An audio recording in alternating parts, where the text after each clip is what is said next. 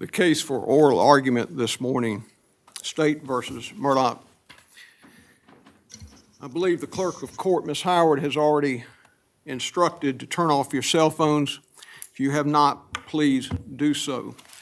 The courts in South Carolina are open, and we appreciate those who are present and here to observe, not participate.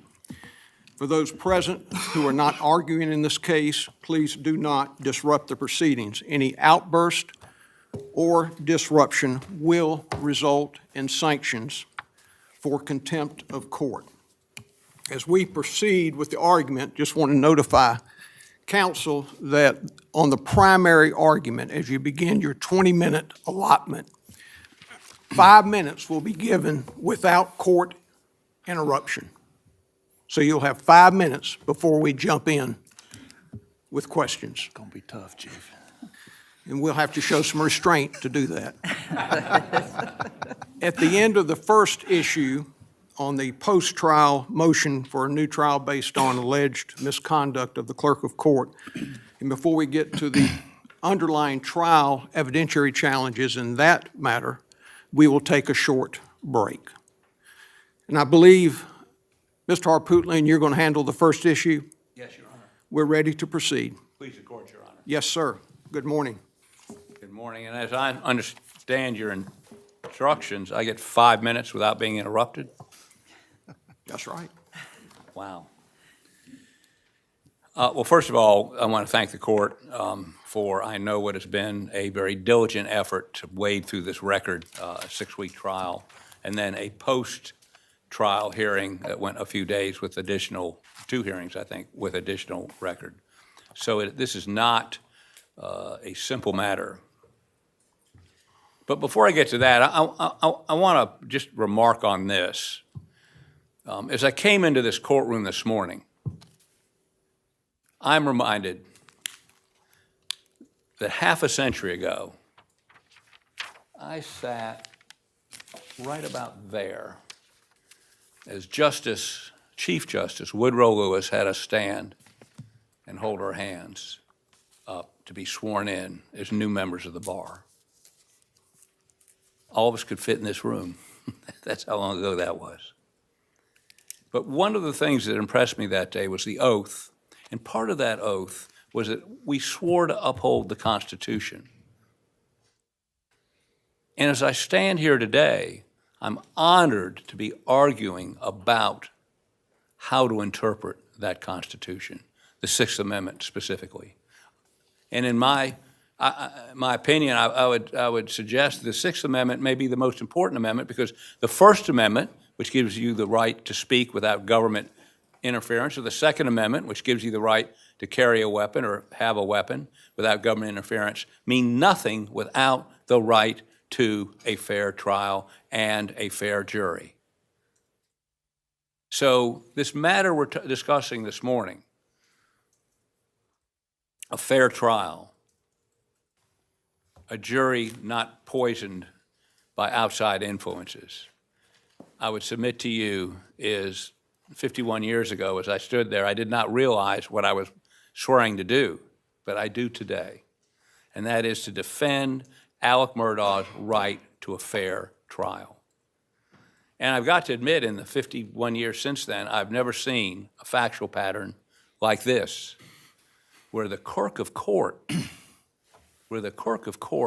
sets out to influence the verdict, to get a guilty verdict for financial gain. Now, I do want to go to the record fairly quickly and summarize it so that there's no misunderstandings. Rhonda McElveen, who's the Barnwell clerk of court, was asked by Becky Hill, the Carlton clerk of court, to assist her during the Murdaugh trial. She testified under oath that she was told by Ms. Hill that she, being Ms. Hill, might write a book because she needed a lake house. A guilty verdict would sell more books. That was said before December of 22. We didn't pick a jury until January of 23. The best way to sell books was a guilty verdict. A guilty verdict would be better for the sale of books.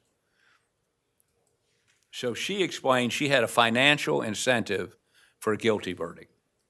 She also made comments to her like, don't be fooled by the evidence presented by Mr. Murdaugh's lawyer. Watch him closely. Just before he testifies, look at his actions, look at his movements. Identical to the statements that I'm going to read you in just a moment by the jurors as they were questioned. Juror P, on the day Mr. Murdaugh was taking the stand, Becky Hill made a comment, watch his body language. Juror X, prior to Mr. Murdaugh's testimony, Juror X heard Becky Hill say words to the effect of, looks like the defendant's going to testify. This is an important day. This is an epic day. It's rare for a defendant to testify. Juror Z, watch his actions, watch him closely. In addition to that, Juror Z said in an affidavit and affirmed in court that Ms. Hill told her not to be fooled by the evidence presented by Mr. Murdaugh's lawyers, attorneys, which she understood to mean Mr. Murdaugh would lie when he testified, and that Ms. Hill instructed the jury to watch him, Murdaugh, closely immediately before he testified, including look at his actions, look at his movements, which Juror Z understood to mean he was guilty. Alternate Juror 741. Before the defense put up their case, Ms. Hill told the jurors the defense is about to do their side. They're going to say things that will try to confuse you. Don't let them confuse you or convince you or throw you off. Hill told Juror 741 Murdaugh was going to testify before he testified. That's what the jurors said under oath. That's what the Clerk of Court of Barnwell County said under oath. Judge Toll, from the bench, said at the conclusion of the hearing, asked the question, did Clerk of Court Hill make comments to any juror which expressed her opinion as to what the verdict would be? Ms. Hill denies doing so, and so the question becomes, was her denial credible? I find the Clerk of Court is not completely credible as a witness. Ms. Hill was attracted by the siren call of celebrity. She wanted to write a book about the trial and expressed it as early as November 22, long before the trial began. She denies that this is so, but I find that she stated to the Clerk of Court, Rhonda McElveen, and others her desire for a guilty verdict because it would sell books. She made comments about Murdaugh's demeanor as he testified. She made some of those comments before he testified to at least one and maybe more jurors. The Clerk of Court allowed public attention of the moment to overcome her duty. Can we consider the egg juror's affidavit? I'd like you to. Well, in the record, of course, you mentioned during the hearing, she's across the street. Judge Toll said, no, she's not going to testify. She let the alternate juror testify for impeachment of Ms. Hill. That's Correct. what her stated reason for was during the hearing. What was the rationale for her not allowing the egg juror to testify? I don't know. Because, as you point out, if Juror 741 was to impeach Becky Hill's credibility, now, of course, she was not a deliberating juror. Well, neither was the alternate. Correct. Who did testify. Correct. So my question is this, and I'm sure Mr. Waters will cover this. If the egg juror's testimony was just as theoretically impeaching as Juror 70 or the alternate juror's testimony, 741, why wasn't the egg juror allowed to testify?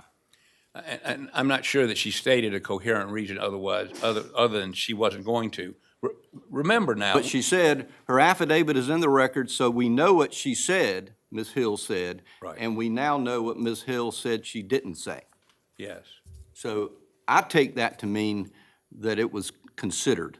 The egg juror's affidavit was considered by the court, and we can consider it.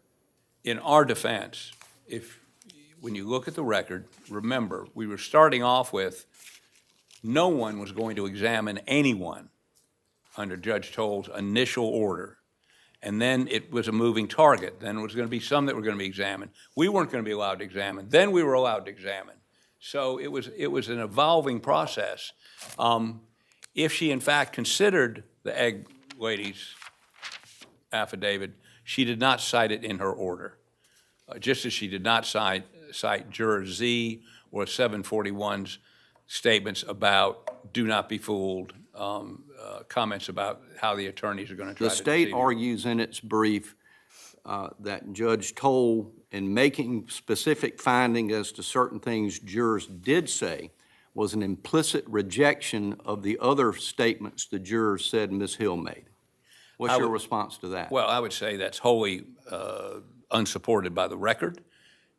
I mean, a judge in an order is going to say what they considered, and they should say what they didn't consider and why. This implicitly, I mean, the statements by 741, by Juror Z, and by the egg lady, all had bearing on Cork Hill's credibility and what happened. It's critical. And let me say this also. Even if you didn't have what they said, if a judge, as the jury came in on the day Mr. Murdaugh was going to testify, said, it's an important day, it's an epic day, you better watch how he testifies, and doesn't say that about any other witness, except some sort of charge at the end of the case, or maybe before, but specifically points that out? Mr. Harputian, let me ask you this. Judge Toll placed the burden on your client to prove prejudice in this case. Does Green establish, in a case with external influence on a jury, a different standard and burden of proof than Rimmer and the Fourth Circuit jurisprudence? No, it does not. It's consistent with Rimmer. All Green says is, we're not going to go through this burden shifting or any of this until we determine whether the statement was inconsequential. I say inconsequential or consequential. And if it is inconsequential, we're not going to go through this analysis. That's all it said. And I'd point out in Green, the process used by Judge Toll of calling all the witnesses up and asking them if it had any influence. Judge Hill, in a footnote in the Court of Appeals Green decision, points out that 606B, he says it's not raised in this case, but should we be asking jurors anything about verdicts? And that's another complicating factor with the process that Judge Toll used. So that's an interesting point, because Rule 606B says that you can't consider the effect of something on jurors, because otherwise you're invading the yes, sir. the thought processes of the jury. But how could the state rebut the presumption without doing that? Well, I mean, I think very simply, all the other cases that you look at, if you look at like Parker versus Gladden, where a deputy says he's an evil fellow and, he's guilty. Right. They say, you can't rebut that. That's not rebuttable. And so he gets a new trial. But in Parker versus Gladden, they talked about the prejudice. Well, it's the prejudice is apparent if you use the standard some of these cases use, which is the hypothetical juror. Would it objectively influence the hypothetical juror? I mean, I think that's what the state has to do, is say these comments would not affect the hypothetical juror. But in your brief, you also say that the presumption ought to be irrebuttable. Are you standing by that here today? Or are you wanting us to follow Rimmer and Parker and say it is rebuttable, but you have to use the objective standard on an average juror in considering the effect? Well, it is. I would concede that it should be rebuttable, but in a situation like Parker versus Gladden, I don't know how you rebut it. I mean, it may just be it's rebuttable, but there may not be any way to rebut it. So in some circumstances, the conduct can be so reprehensible and egregious, it becomes a de facto structural error. Well, I read your opinion, Rivera, Court of Appeals, on structural error, where the judge refused to let the defendant testify in a death penalty case. And I've digested, or as my wife would say, digested, not digested, I'm sorry, that case and the structural error analysis. And I must say that Mr. Griffin and Mr. Barber and I have had a significant discussion on whether that would be structural error as opposed to not letting a defendant testify in a death penalty case. It could be, but I don't think we need to go there for this opinion, for this case. I think the Cork Court tells everybody that'll listen, I need a guilty verdict. She tells everybody, so I can make money. She tells everybody, so I can buy a lake house. And then she proceeds to talk to jurors, not about inconsequential things, but focus on how to view the defendant's testimony, and to juror Z and to juror 741 into the egg lady, don't believe him, don't believe his lawyers. I mean, that's, I submit, more than enough to meet the Parker versus Gladden standard, or the Cameron standard, or I think it's Bennett, the case we looked at, I just looked at yesterday. All of those are cases in which there's no question what was said wasn't inconsequential, wasn't neutral. It was an effect to influence. Is it a finding of fact or a conclusion of law by Judge Toll, where she wrote on page 31 of the record, this court further finds that the improper comments made by Clerk Hill were limited in subject and not overt as to opinion? I know you say that language was put in there by the state in its proposed order. I don't want to talk about that because she signed the order. But is her finding that the statements were limited in subject and not overt as to opinion a conclusion of fact or law? That's a conclusion of fact, which gives rise to a conclusion of law. But that statement is wholly unsupported by the record. And I would submit an abuse of discretion. And how about her finding that those comments were cured by Judge Newman's overall jury instruction that the verdict was to be based on the evidence presented and the law as he gave it, and not on anything else? Well, then you would never have, as long as the judge gave the appropriate charge at the end of the case, you'd never have a case of jury tampering.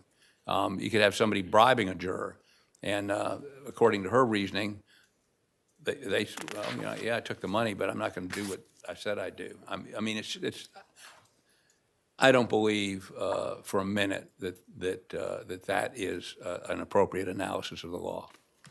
Whether I believe it or not is really irrelevant. So the allocation of the burden of proof is not dispositive in your judgment. Even if it was erroneously assigned to you, you believe you met that burden of establishing prejudice because of the nature and frequency, the pervasiveness of these comments by the clerk. If you use the analysis in both the Court of Appeals decision of Green and then the Supreme Court decision in Green, if you look at the analysis, that's exactly what it is. There's not going to be any burden shifting or anything if it's innocuous, but if it is something other than that, then the burden does shift to the state. And we've met our burden. There's no second. She had a two-prong test. Second prong was, did it affect the verdict? Well, I mean, if somebody that can't work for Rule 606B for one, but more importantly, you're asking jurors to unpack for you what influenced their verdict. How did they get there, which you can't do under 606B, and people can't do, period. I mean, if somebody had walked in there with a gun and threatened everybody and then left, and the jurors were polled a year later saying, no, I thought the evidence was overwhelming. It didn't matter whether somebody walked in with a gun or not. And overwhelming evidence is not the standard. This Sixth Amendment, I was going to go somewhere historical. I'm not going to do that. But yeah, I am. The Sixth Amendment was based on, as you know, English common law. In the trial of Aaron Burr in 1807 for treason, this is not for killing Hamilton, this is for trying to sell part of the United States to Mexico. He was a piece of work. Chief Justice Marshall quoted from Lord Coke, who said, a juror must be as indifferent as he stands unsworn. His verdict must be based upon the evidence developed at the trial. This is true regardless of the heinousness of the crime charged, the apparent guilt of the offender, and the station in life which he occupies. You can't say it any clearer, and that's what the Sixth Amendment guarantees. And that didn't happen in this case. We understand that everyone, regardless of the heinousness of the offense, the character of the accused, or the apparent guilt of the accused, in no manner diminishes the right to a fair trial. In your effort to set up that this is a man for all seasons moment, we understand the gravity of the situation and the entitlement of every individual to a fair and impartial trial. Your Honor, I never doubted that for a moment. I think I was saying that more from me than you, because it's such a great quote, and again, came up during Aaron Burr's trial, who's such a terrible person, but even he was entitled to a fair jury. You know, we quote in our brief, and I want to expand on it just a little bit. If you look at United States versus Elbaz, which is a Fourth Circuit case written by our own Jay Richardson, he details what Remmer requires, what to trigger the presumption, the defendant must introduce competent evidence of extrajudicial juror contacts that are more than innocuous intervention. And I submit we've done that in this case. But the presumption's rebuttable. The government defeats the presumption by establishing there exists no reasonable possibility that the jury's verdict was influenced by an improper communication, which was not done in this case. And you should exclude, well, at least one, I would point out, Juror Z said it did. I mean, if we're going to go that way, now it may have been ambivalent. Judge Toll says, I said in the record, it can be both pressure from the jurors and what Cork Hill said. But I don't think we need to go there because 606B and almost all the cases about external influence don't allow you to ask the jurors questions about how they got where they got. Part of Parker versus Gladden was that the Sixth Amendment was violated because the bailiff there who said this person's guilty, this wicked fellow, whatever, became a witness in the case. Is that what you're saying Clerk Hill became in this case? Well, not necessarily. What I'm saying, Parker versus Gladden, they only need 10 or 12 to get a conviction. And the Oregon Supreme Court said, well, we had 10 that weren't influenced by whatever the bailiff said. The Supreme Court said very clearly, doesn't matter, you're entitled to 12 impartial jurors. Also, that was the case in which the United States Supreme Court adopted, through the 14th Amendment, the Sixth Amendment to the states. So that's the reason I like Parker, because it's got so many different levels that are very helpful in this case. And in Parker, did it took 10 to convict in Oregon, right? Yes, sir. How about Judge Toll's finding that even if the state had the burden, she found any possible presumption of prejudice was overcome by the facts and the court's findings? She did conditionally rule that if I'm wrong about the burden, then the state has overcome that burden. Well, the presumption, excuse me. Two things. One, she doesn't detail what that overwhelming evidence is. And you're going to hear from Mr. Griffin in just a moment as to how underwhelming that evidence is, number one. Number two, that can't, the level of, if the level of evidence dictates whether or not you get a fair jury, then again, we go back to what Judge Marshall said, no matter how heinous, no matter how overwhelming the evidence, you're still entitled to a fair trial. I mean, if only the people that may be innocent get a fair trial, then our Constitution isn't working. I don't care. I would submit this court shouldn't care. No one should care when there's a Sixth Amendment violation like Becky Hill committed in this case. And let me say this. I know my time's up. We spent months getting ready for this trial, weeks, 6 weeks trying this trial, more months finding jurors to talk to and find out if the court could talk to them. We had more hearings, more briefing. Nobody wants to do this again less than we do. But that's not the issue. It's not how much trouble it's going to be. It's what is Alec Murdaugh guaranteed to under the Sixth Amendment. Thank you, sir. Thank you, sir.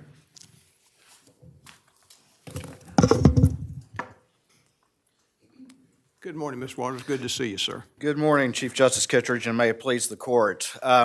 I'll start out with my 5 minutes, and I'll start by saying I also agree that oaths are important. That's something I always talk about with juries and the importance of their oath. And I think that that's also recognized very strongly in this court's case law and case law of other jurisdictions.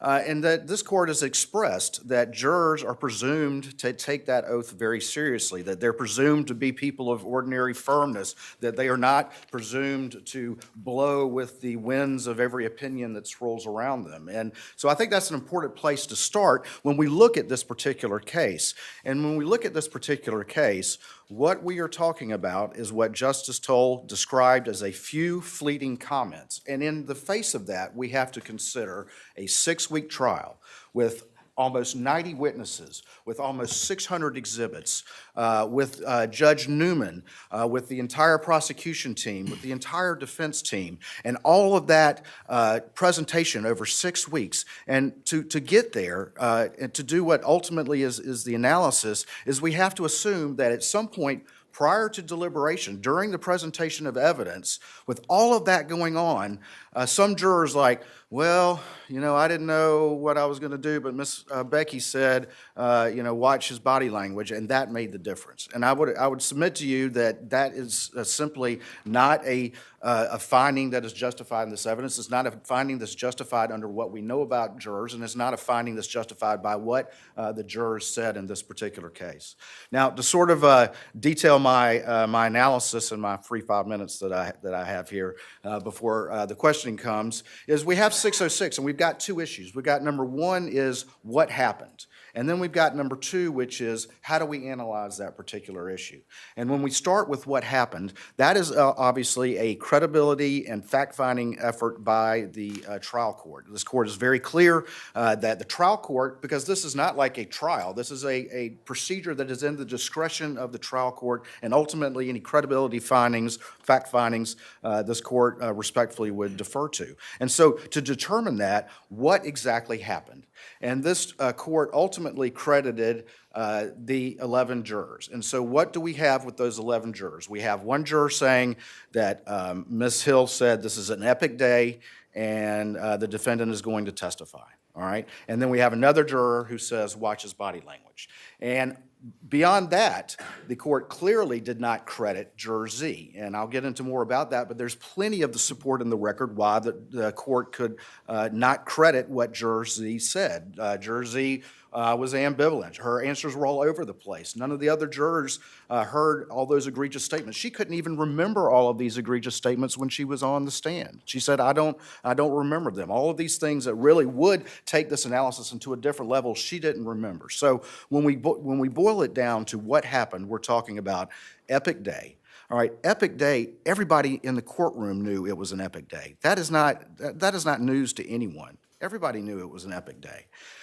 It is rare for a defendant to testify. That on its face is a neutral comment. That is not necessarily a comment one way or the other. And if anything, we've seen where instances of a jury in deliberation considering the fact that a defendant didn't testify, saying, he must be guilty because he didn't testify, that's actually been an inference that goes more in favor of the defendant than against him, the fact that he's testifying. But again, it's rare that a defendant will testify. That ultimately is a neutral statement as well. And then watch his body language. Again, that is what was found, not don't get fooled by his comments or anything like that. That was not what was found by the trial court, just a neutral comment of watch his body language. And so that is the facts, the three facts that we have to ultimately assess. So when we move on from there, then the analysis is how do we analyze that?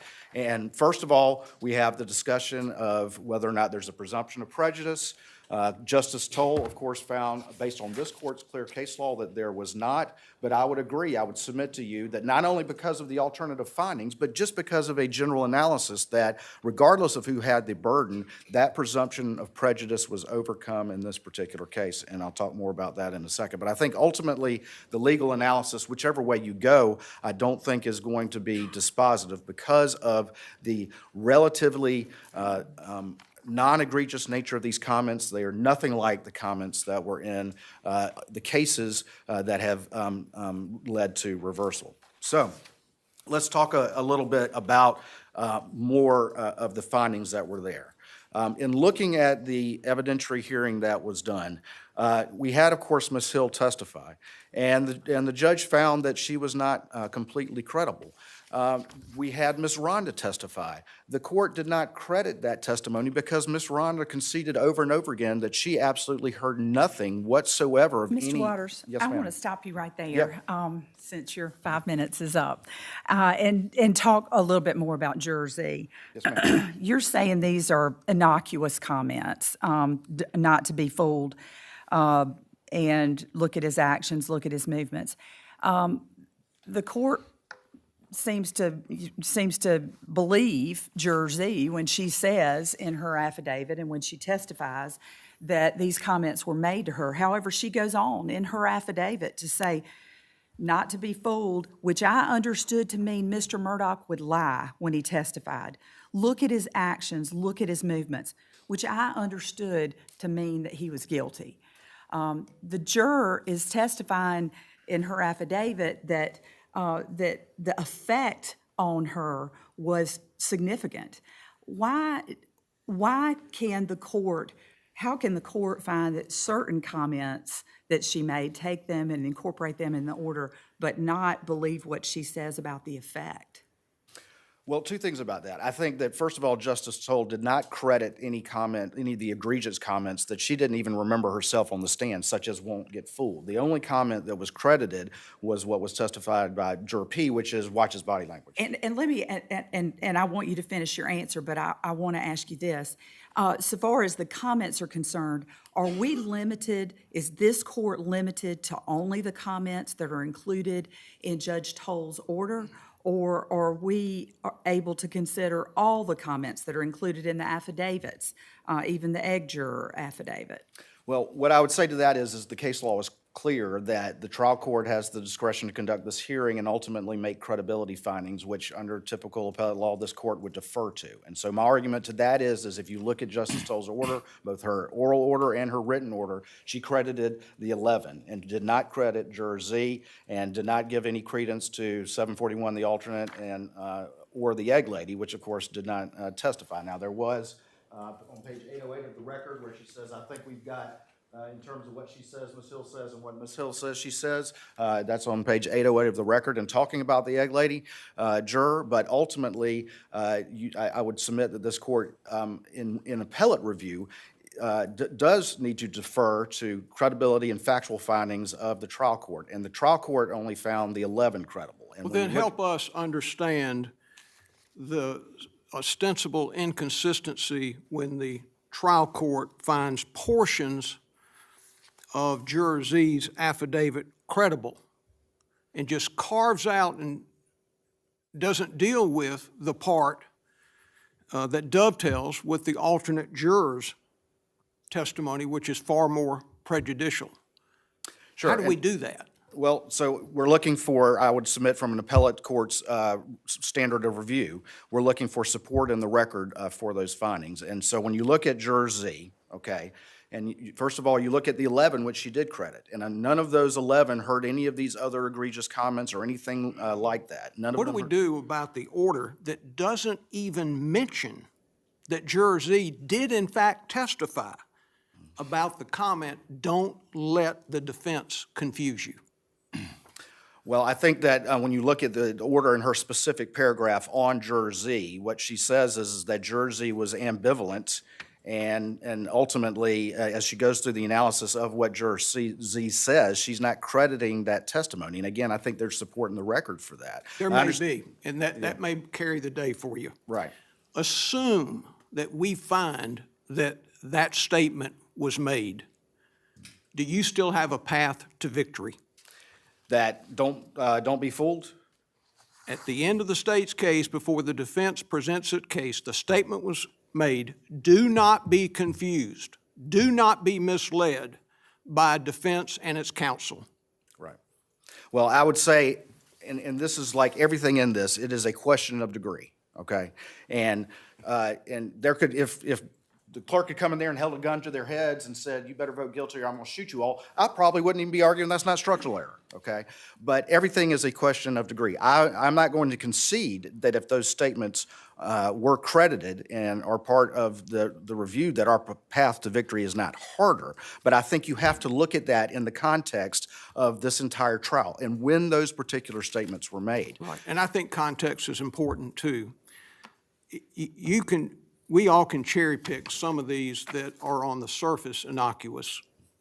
Epic day, big day, and when viewed in isolation, they don't move the needle, arguably. But when those seemingly innocuous statements are considered in the aftermath of the originating statement, not to be confused and misled by the defense, those initial innocuous statements take on a very nefarious message.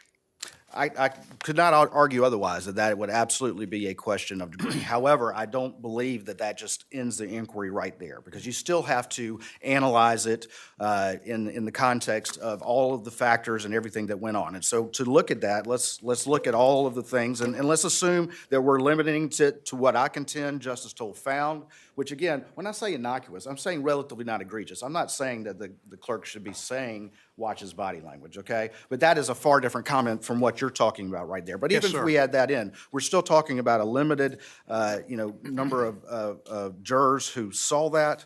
And then we're putting that in the context of where that occurred, okay? It occurred during the middle of the defense case, not during deliberations, not right before deliberations, but in the middle of the defense case. It occurred during, I think we counted no less than 60 times that this jury was told by Judge Newman to only, rely on the evidence, to not talk about the case, to not have external influence and all the rest of that. And we have to credit that. We also have to, again, put that in the context that when and if that occurred, and even assuming that there was a one bit beyond that it was attenuated from the actual point of deliberation by the rest of the defense case, by the entirety of the state's reply case, by all of the closing arguments of counsel, and by Judge Newman's very detailed charge. And so while that would be different, I don't think that is fatal when you look at the entirety of this 6-week trial. And again, go back to what I said ultimately at the beginning of my argument here, is that for that to happen, you'd have to conclude that with all of that going on, with this massive evidentiary presentation, with multiple instructions from the trial judge, with all of these arguments of counsel. So you're distinguishing a day-and-a-half-long burglary third trial from this trial? No, sir, but what I am saying is that I do think time matters. I do think. But you would agree that at the end of a Berg third trial with a guilty verdict, the judge finds out that the clerk of court was back in the jury room saying something like, well, that defendant's not going to testify. But I just want to let you know, this is the 5th time he's been up here for a burglary third. So I just want you to know that. Egregious or not? Your Honor, if that were the case, I would be very hard-pressed to argue otherwise. Okay, so help me out with this.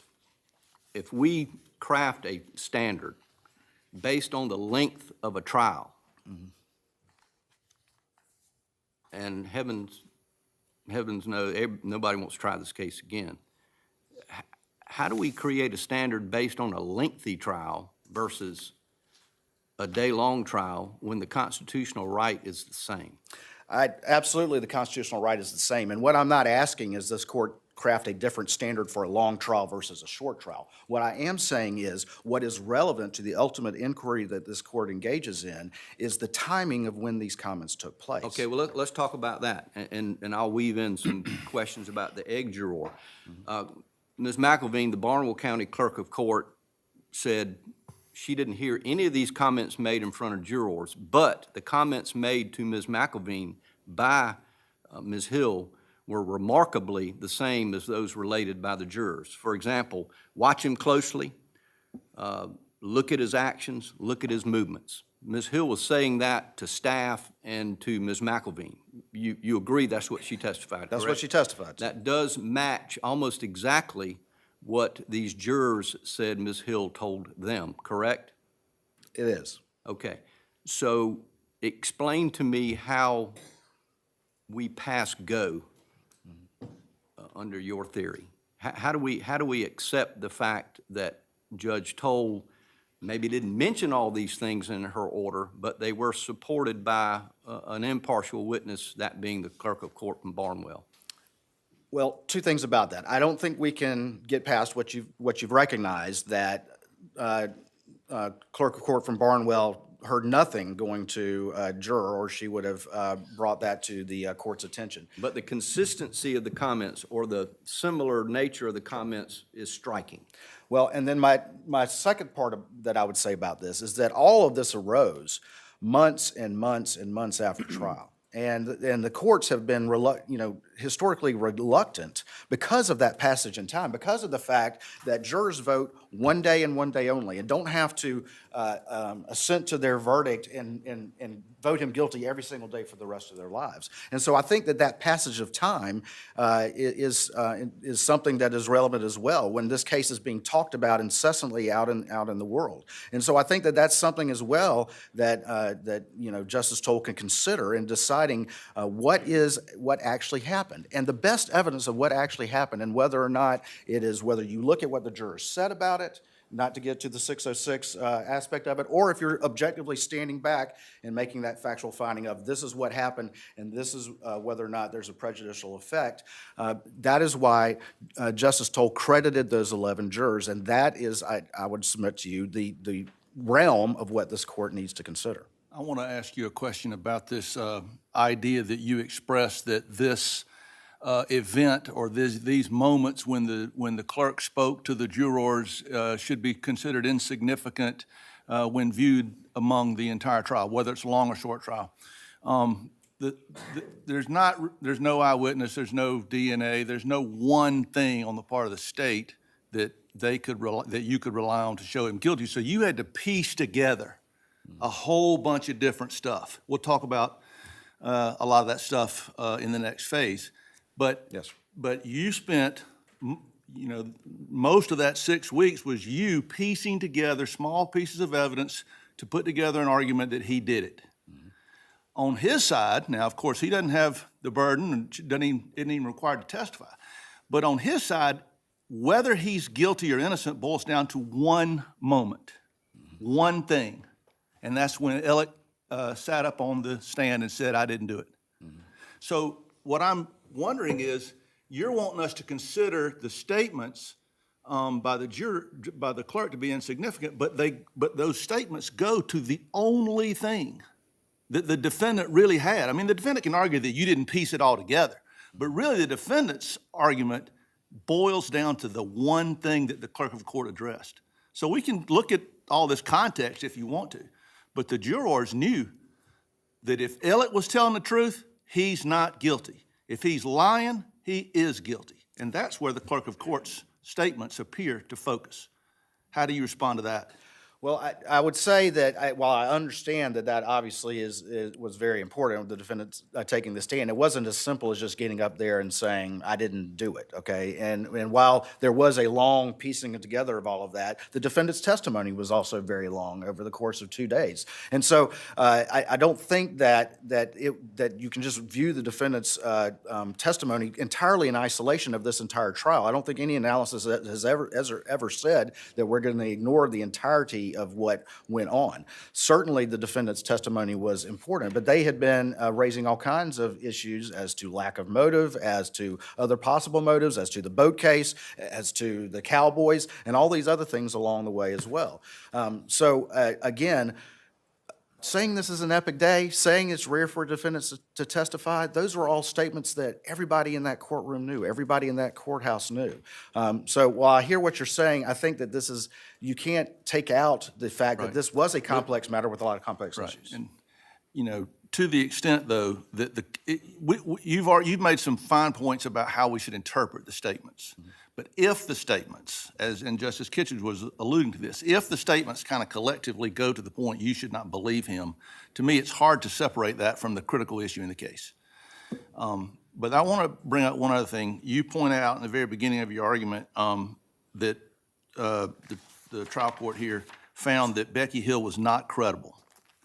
Now, that's a soft statement. That's almost like Richard Nixon or Bill Clinton, whoever it was, said mistakes were made. Sometimes people are not credible because they didn't get a good look at what occurred. Sometimes people are not credible because they don't remember what they saw. Right. Here, if Becky Hill is not credible, it's not because she didn't see it, it's not because she doesn't remember it, it's because she's a liar. Is that right?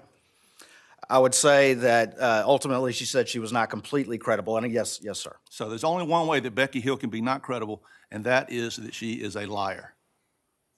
I think that Justice Toll did not credit parts of her testimony as she looked at everything. Now, she didn't specifically find that she is a liar, but ultimately she didn't credit that testimony. But what I think is important is that neither Justice Toll nor the state relies on Becky Hill. What we rely on is what is most important, and that is the 11.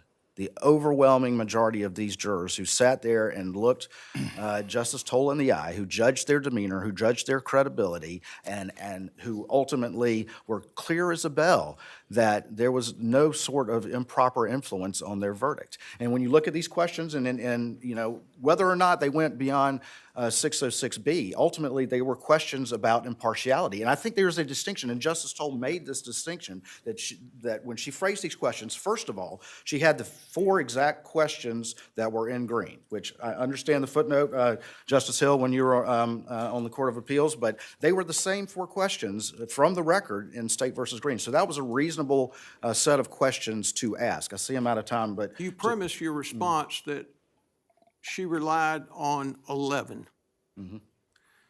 In Ethier, this court overruled Vestry versus Orkin exterminating, and that a party is entitled, and that was a civil case, 12 impartial jurors, not 11. Yes, sir.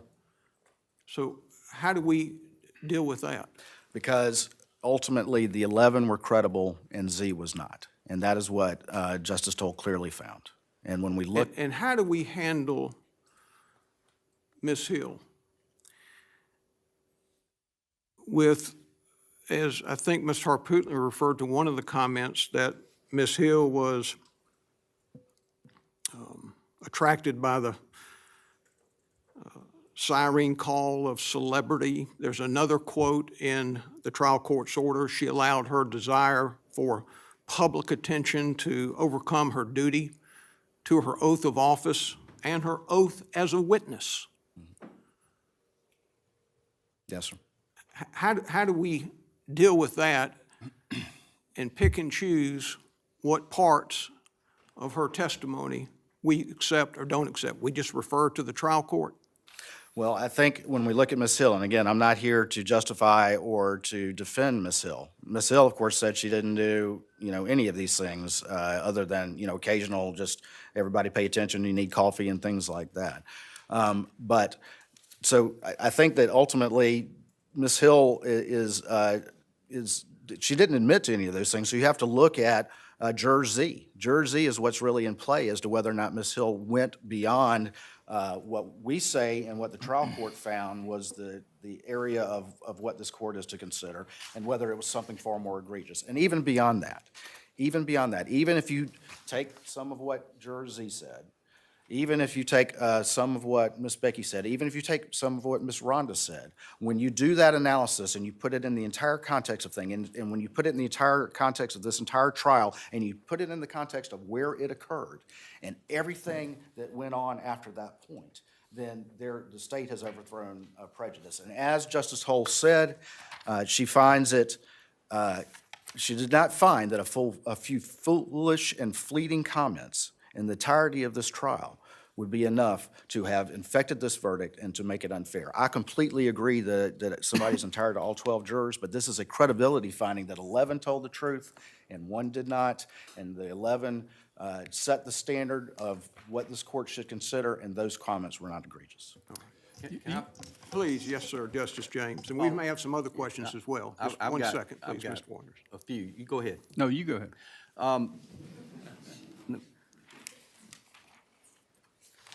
The jury of 11 versus 12, in the defendant's brief, he argues that Judge Toll studiously avoided Parker versus Gladden. And I think that's the case where it took a vote of 10 out of 12 to find somebody guilty. Correct. There is no mention of Parker versus Gladden in this order. Is that still good law? Yes, sir, and I'm not Okay, contending so, this. but you said several times, and I would too if I were you, that 11 jurors said, no, my verdict was my verdict. Right. So that takes me, I just want to, you can respond to the Parker versus Gladden part in a moment, but you also need to explain to me about the egg juror. She was removed from this jury on the day deliberations began. Is that correct?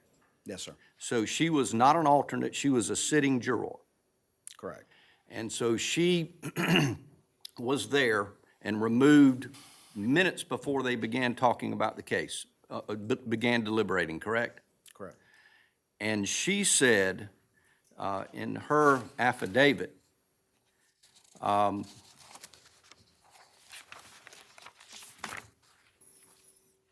that her ex-husband called her as she was getting on the bus to ride to the courthouse that morning. That upset her because she had a restraining order prohibiting him from contacting her. So she called, or she spoke to Ms. Hill, correct? Yes, sir. And Ms. Hill told her, according to the egg juror, the Murdaughs probably got to him. You agree that's what she said in her affidavit? That's what she said in her affidavit. Okay. And then Ms. Hill asked her if she was leaning one way or the other. And the egg juror said, Mr. Waters' closing was good, but I still have questions. And she said, what kind of questions? And she told Ms. Hill she had questions about the guns. I suppose couldn't find them or there were 2 used. And then Ms. Hill asked her, what makes you think he's innocent? And she said, the video at the kennels. And then she said, Ms. Hill said, everything the defendant has said has been lies, and you should forget about the guns. They will never be seen again. Are those fleeting comments or are those egregious? Your Honor, those would be hard pressed to defend. Yes, sir. Okay. That would be much different from what I'm arguing this record And then Ms. reflects. Hill told her that the 4-person should just go in and ask for a raise of hands, and this will be over and done with, and everybody needs to be on the same page.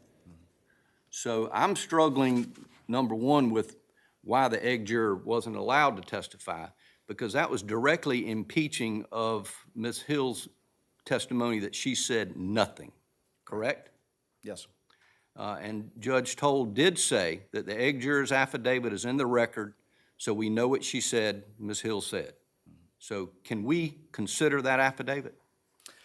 Ultimately, I think that Justice Toll, when she made her ruling on, and again, within the discretion of the trial court, as the case law allows her to do, to set the tenor of this inquiry, was only looking at the jurors who actually deliberated. And I think ultimately we got to the alternate because the alternate was there to the end. The difference with the egg lady, and we have to remember this too when we look at the implicit rejection of all of that, is that the egg lady was, and it wasn't like she just got kicked off that morning. That was the product of a couple of days of in-camera hearings that ultimately disclosed that this egg lady juror, who initially said she had not talked about the case, it was ultimately discovered that she had. And all of this stuff about, the Facebook and all that other stuff, Judge Newman was very clear was not the basis for her removal. It was the basis for her removal was her violation of the. When somebody delivered a refrigerator Correct. And they said she was talking about the case. That's correct. And then, and that was after she denied it. And then ultimately, it came to pass that that was not the case. And Judge Newman removed her, frankly, for that misconduct. And so that in and of itself is support in the record, is the basis in the record for Justice Toll's rejection of the credibility of all of that. And this is a person, again, who wrote a book afterwards, and months of going on when all of this stuff started percolating up. I think that's all relevant to consider as well. Justice Hill. Mr. Waters, you talked a lot about the timing of this case and the length of it. Now, the clerk is the public official who jurors have their first contact with from the courthouse and their last. She's the administrative face of the court, essentially. Her name's on the letterhead of the jury summons that the jurors get. She swears in the jurors. She swears in all the witnesses as they're about to testify. She coordinates the jurors' schedule. She's the liaison between the court and the jury. She's their guide or their Sherpa, so to speak. She's their point person.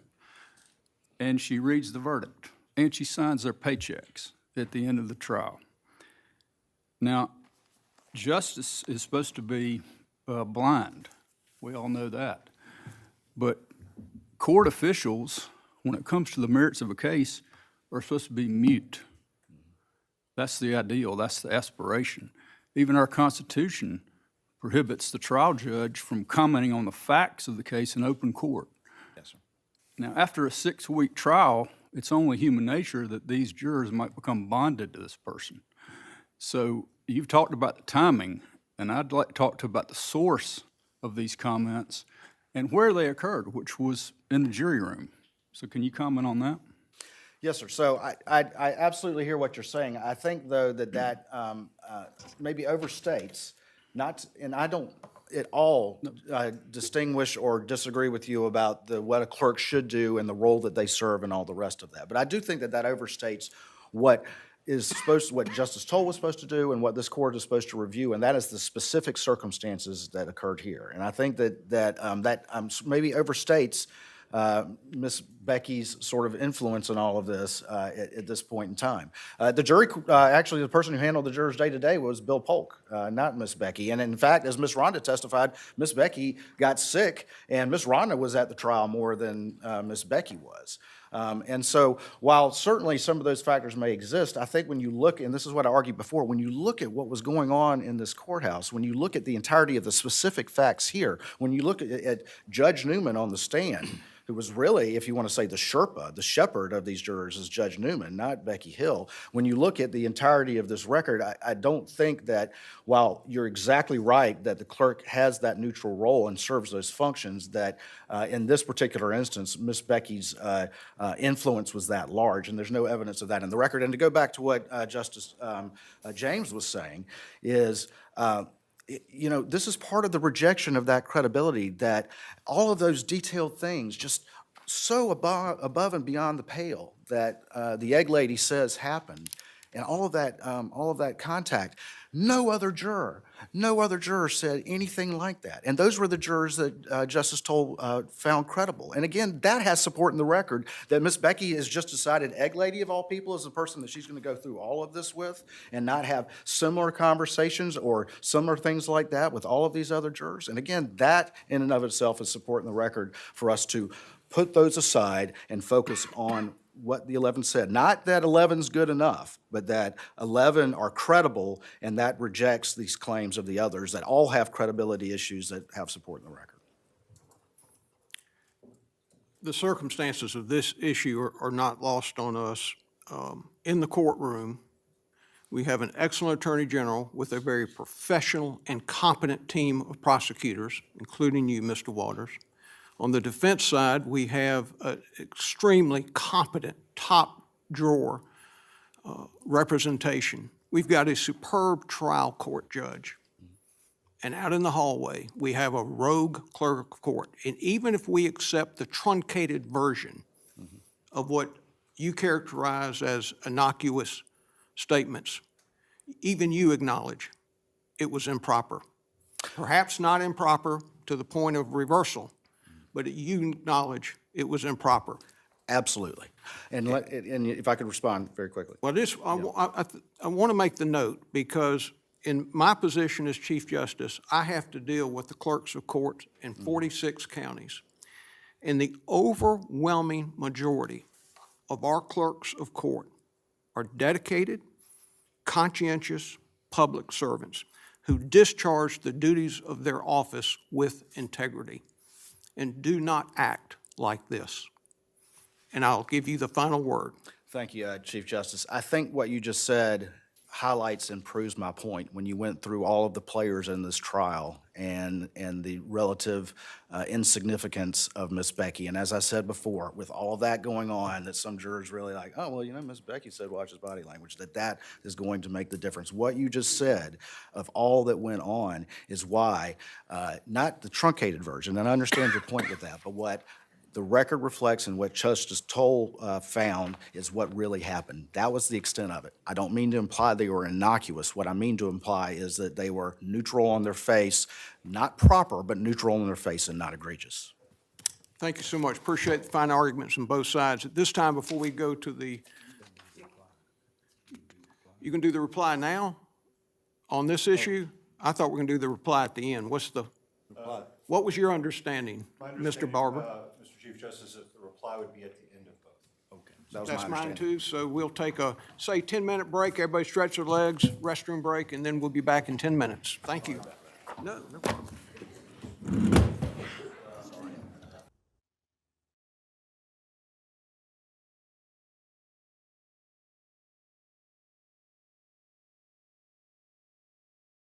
Mental evidentiary errors that individually and cumulatively denied Alec Murdaugh a fair trial. First, the court admitted testimony from a cell phone forensic evidence who confessed that he had never actually done a physical experimentation like the one about which he testified and knew nothing more than anyone else in the courtroom.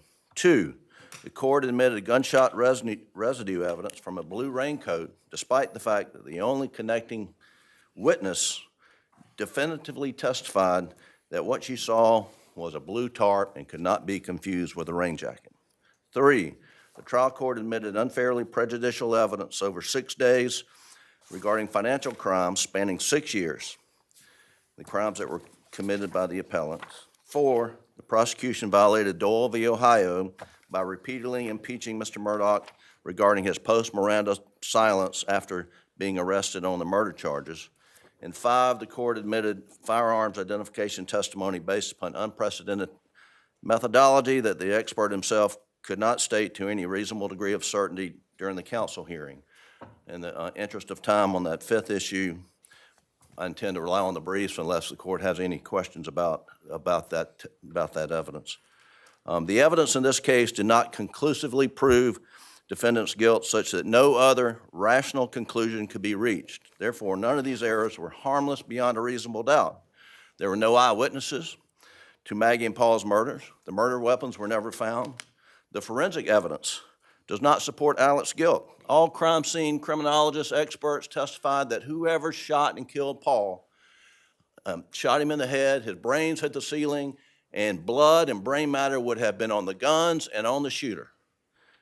That was without a doubt. And there was no brain or blood matter found on Alec's person, his clothes, inside his Suburban, inside his home. They checked the bathtubs, nowhere.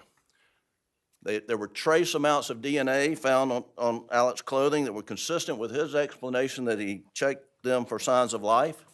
There was minimal GSR, gunshot residue on Alec's, which also was consistent by the SLED's own testimony, consistent with him going back to the house, getting a shotgun for personal protection and waiting for law enforcement to arrive. Alec Murdaugh's interactions with others after he left the kennels that night and before he returned and called 911 was normal. He talked to his son Buster, he talked to his brother John Marvin, he talked to another lawyer, Chris Wilson, about the case. They all said his demeanor was normal. Visiting his mother, there was nothing out of the ordinary about his demeanor. There's no time of death established. The coroner did a finger test under the armpit. The state relies exclusively on cell phone data inside the phone to establish a time of death. which was unreliable in our opinion. The cell phone data showed at 8:45 p.m. there's a kennel video. And Alec had lied about previously in his interviews about being at the kennel with his family. But there's a kennel video at 8:45. There's nothing on the video that would lead someone to believe that there's a murder about to happen. It portrays a normal family. At 8:49, Paul used his phone for the last time. It had very little battery left on it. At 8:55, there was some action on Maggie's phone. And at 9:06, Maggie's phone registered movement for the last time, some 20 minutes after Alec testified that he left the kennels. We submitted an expert on acoustical testing, and it was uncontradicted that if you're in the house with the door closed and the TV on, air conditioner on, you could not hear gunshots down at the kennels. And then Alec's testimony himself denied killing his wife and son. So this was not an overwhelming evidence case. This was a very close case. And the cell phone and GPS data, frankly, pointed to his innocence, not his guilt, as I will explain in a moment. And that brings me to the first issue that I'd like to address, is that the state was allowed to present expert opinion testimony about a test that was done during the middle of trial from a cell phone forensic expert, a deputy from Charleston, who had previously been testified about chain of custody and other issues, that during the weekend after our expert testified, and it's critical to know that Maggie's phone was found on the side of the road about a quarter of a mile down Moselle Road and 15 feet off the side of the road. And when we finally got the GPS data during trial from General Motors and the OnStar data, Alec went by that location doing 42 miles an hour at 9:08 p.m. As I mentioned earlier, Maggie's last phone activity, when orientation change in the phone, was at 9:06. The question is, if Alec had thrown the phone out at 9:08, would it have registered an orientation change? Would there have been anything in the phone to record him tossing the phone out? And the testimony that the defense presented was, Mika Sturgis talked about the rise to wait feature. He did an in-court demonstration. I was gonna bring my phone up here, but if you lift it up, it lights up. All of us have. What's your theory as to when the phone was tossed out of the window of by someone? What does the timeline show? I take it your argument is that when you toss the phone, at some point it's going to the raise to wait feature will activate. So my question is, on the timeline that we have, and it's extensive. Right. What is your theory as to when the phone was tossed? So, Justice James, with all due respect, I want to rephrase it. I think that's asking the wrong question. Okay. I think the right question is, would the phone turn on and record any sort of activity if Alec threw it out the window at 9:08? Yeah, I know you say that, but I'm talking about in the timeline that we have in the cell phone extractions that we do have, when was the phone tossed? Well, the state's, so you could say one explanation, it was tossed at 9:06, because that's when it registered. Or you could say at 9:06, it was down at the kennel. Well, we don't know. Honestly, we don't know, and we don't know how it got put on the side of the road. There's no witnesses. But what's so critical to our defense is that at 9:08, when Alec Murdaugh goes by that exact same spot at 42 miles an hour, if he had thrown the phone out the window, what would have happened?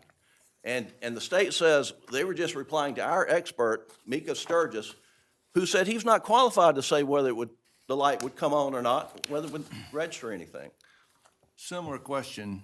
I don't think you have to have a theory. That's the state's burden. But when we're looking at your argument that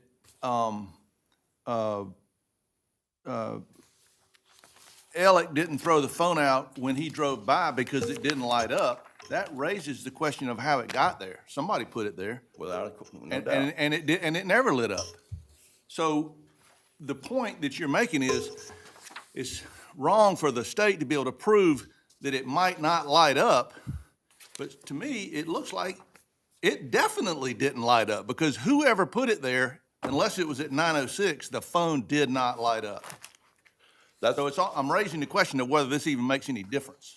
Well, it makes tremendous difference because if Alec threw the phone out at 9:08 when he goes by that location, our evidence, not through our cell phone forensic person, but through our accident reconstruction acoustical guy, Mike Sutton, with Accident Reconstruction Institute in Raleigh, North Carolina, says that phone at 42 miles an hour will tumble. And when it tumbles, that raised to wake feature. So we did put in the evidence through two witnesses, both qualified, about what they testified. I got that, but let's just hypothesize that Alec didn't do it. He didn't have the phone in his hand when he rode by at 9:08. Somebody came along at 9:20, these roving marauders, you call them, or whatever, and they killed the Maggie and Paul, and then they were responsible for getting the phone to where it ended up. Wouldn't the phone have lit up then? It depends on how it was placed there. If we don't know whether it would have lit up then, we also don't know whether it would have lit up at 9:08. Well, That's why I'm asking why this even makes any difference. Here's what we know at 9:08. Alec car is going by that spot at 42 miles an hour. Did the marauders go by and pull over? Maybe. Were they walking? I mean, we don't know. There is no evidence in the record. What there is evidence in the record is he went by that spot at 42 miles an hour, didn't slow down, didn't speed up, and if he had tossed the phone out, it would have tumbled, and all it has to do is go upright, and the rise to wake feature would come on, and so to combat that, they had a guy sit around the weekend throwing a phone around his office from But Friday you and Saturday. cross-examined him very thoroughly, and said, he said he recorded nothing about his experiment. He wasn't an engineer. He didn't know more than anybody else, and he didn't testify to anything you couldn't look up on Google. So what's the harm in that? I mean, your cross-examination seemed to be very effective. Well, the harm is the expert opinion he was allowed to express that says it was possible that the phone would not illuminate if thrown from a vehicle going 42 miles an hour. The harm was when Mr. Waters gets up in his closing argument and says, Paul Murdaugh got up here and testified as to the issues and to the fact that there's no guarantee, in fact, more likely than not, if the phone is violently thrown or flipped out or whatever, it's going to light up.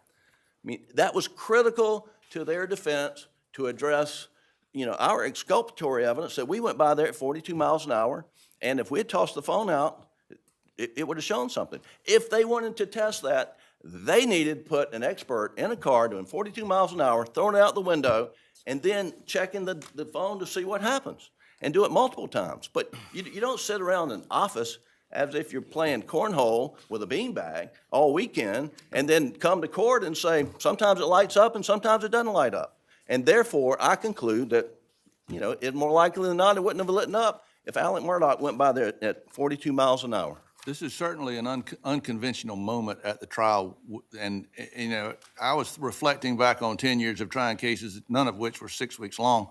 And, in the state's reply, everybody's tired, everybody's ready for the case to go to jury. It's almost like there's this unwritten rule of evidence that at that point in the trial, you can pretty much do whatever you want.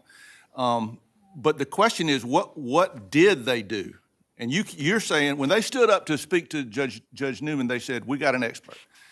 In their brief, they talk about it simply being an experiment. Judge Newman listens to all this, and he calls it an experiment. He doesn't call it expert testimony. He says, page 6721, he did not provide scientific testimony. He conducted an experiment and told the jury about it. And I'm just wondering, do we really need to go through a 702 analysis here, or should we be talking about the admissibility of an experiment? Well, I believe this court's opinion in State v. White in 2009 that Justice Kittredge wrote, there's no distinction between, it's an opinion testimony. Well, that was an opinion. That was an opinion based on the work of a drug dog. Right. So, and here we have an opinion testimony that when Alec Murdaugh goes by that location at 42 miles an hour, the light may come on, may not come on. More likely that it won't come on. So that's the opinion testimony. And that is, whether it's scientific or experience, it doesn't matter under the analysis, but it had to be proven to be reliable, and it wasn't.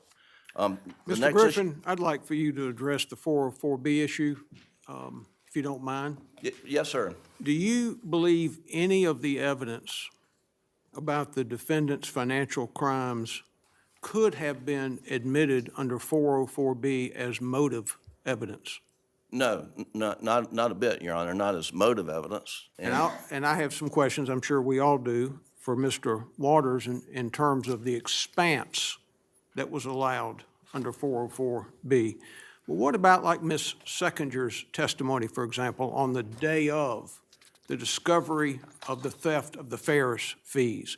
What about the impending motion to compel hearing in the so-called boat case a few days later that would have arguably exposed the extent of his financial misdeeds?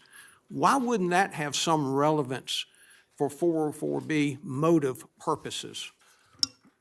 Well, we have the benefit of extensive in-camera hearing, well, not in-camera, but hearing outside the presence of the jury, and where all of these matters were testified to. And Ms.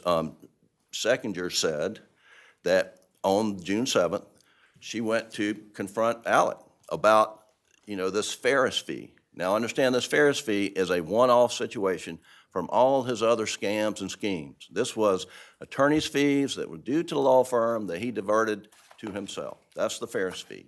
And that's what was their concern, and her testimony was they weren't concerned that he was stealing money from the firm. They were concerned that he was hiding money from civil discovery from the boating case, and they didn't want any part of that. She also says when she's in there talking to him, he gets a phone call. They put his dad back in the hospital, and I took my CFO hat on, and I put my friend hat on, my mama hat on, and I started comforting him, and that was the end of it. So until the moment of the call about the impending declining health of the father, we're in the motive territory. But once the urgency was removed by that phone call, it somehow's off the table?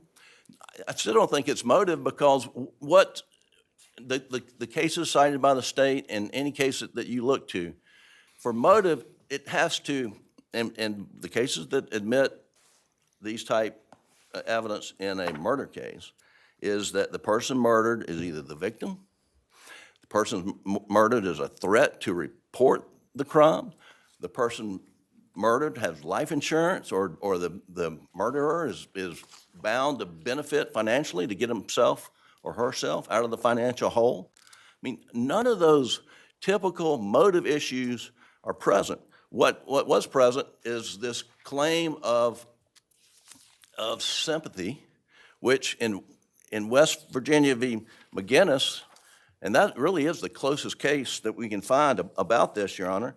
I mean, they reversed a murder conviction for letting extensive financial crime evidence and other information in, and I would read to Your Honor the conclusion from the court in the West Virginia Supreme Court. It says, the cumulative admission of the evidence under 404B, however, presents us with a likelihood that the jury convicted the defendant because of his character and not because of the evidence surrounding the murder.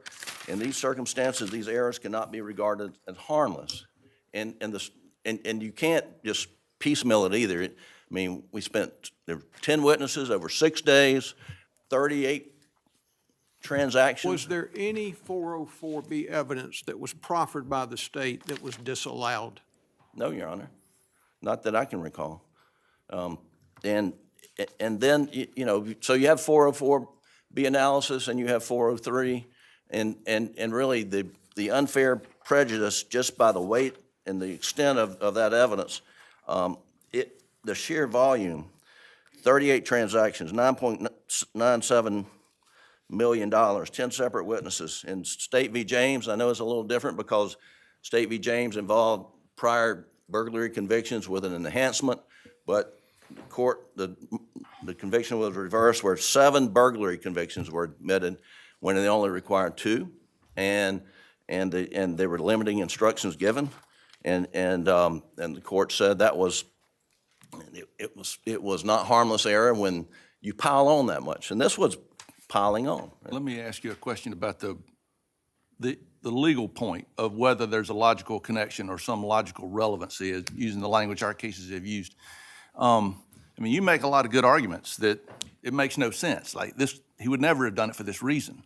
And obviously, those arguments are in part, at least, for the jury to iron out, right? I mean, you made them to the jury, and that they decide whether this makes sense in terms of a motive.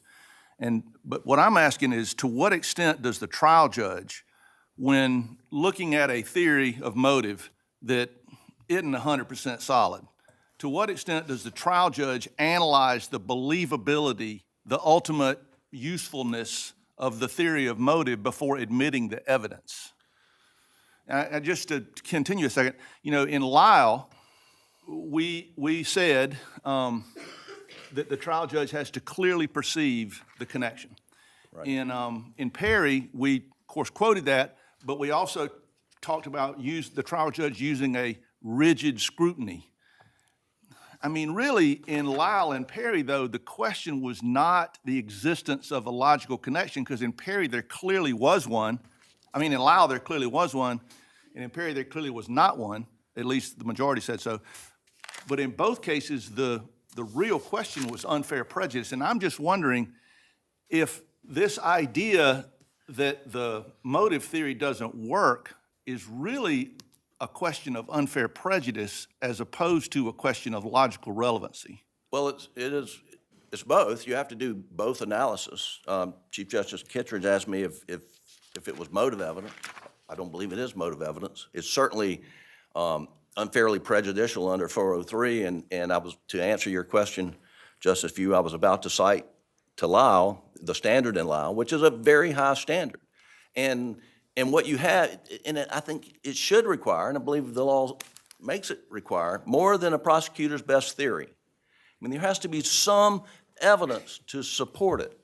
And it has to be like a life insurance policy, a windfall, things of that nature. Or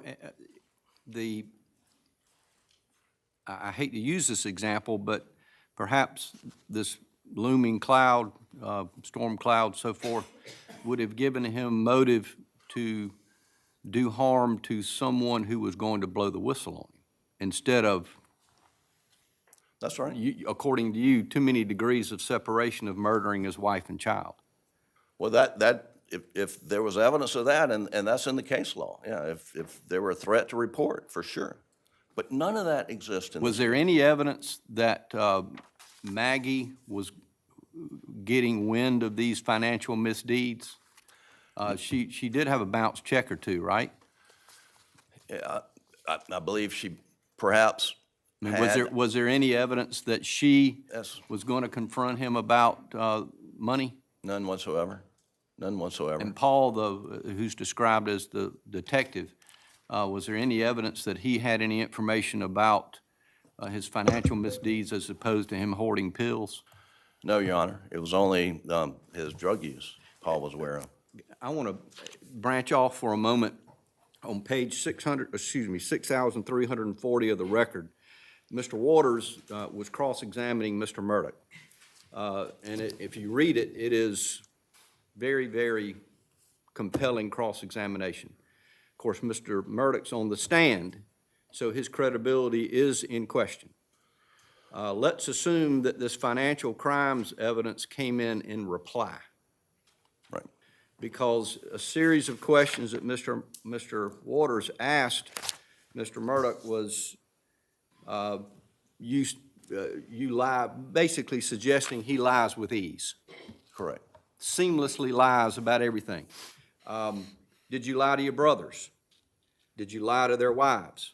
Did you lie to Marion Proctor? Did you lie to Bart Proctor? And all these answers were yes. Did you lie to the Brandstetters? Did you lie to Chris Wilson?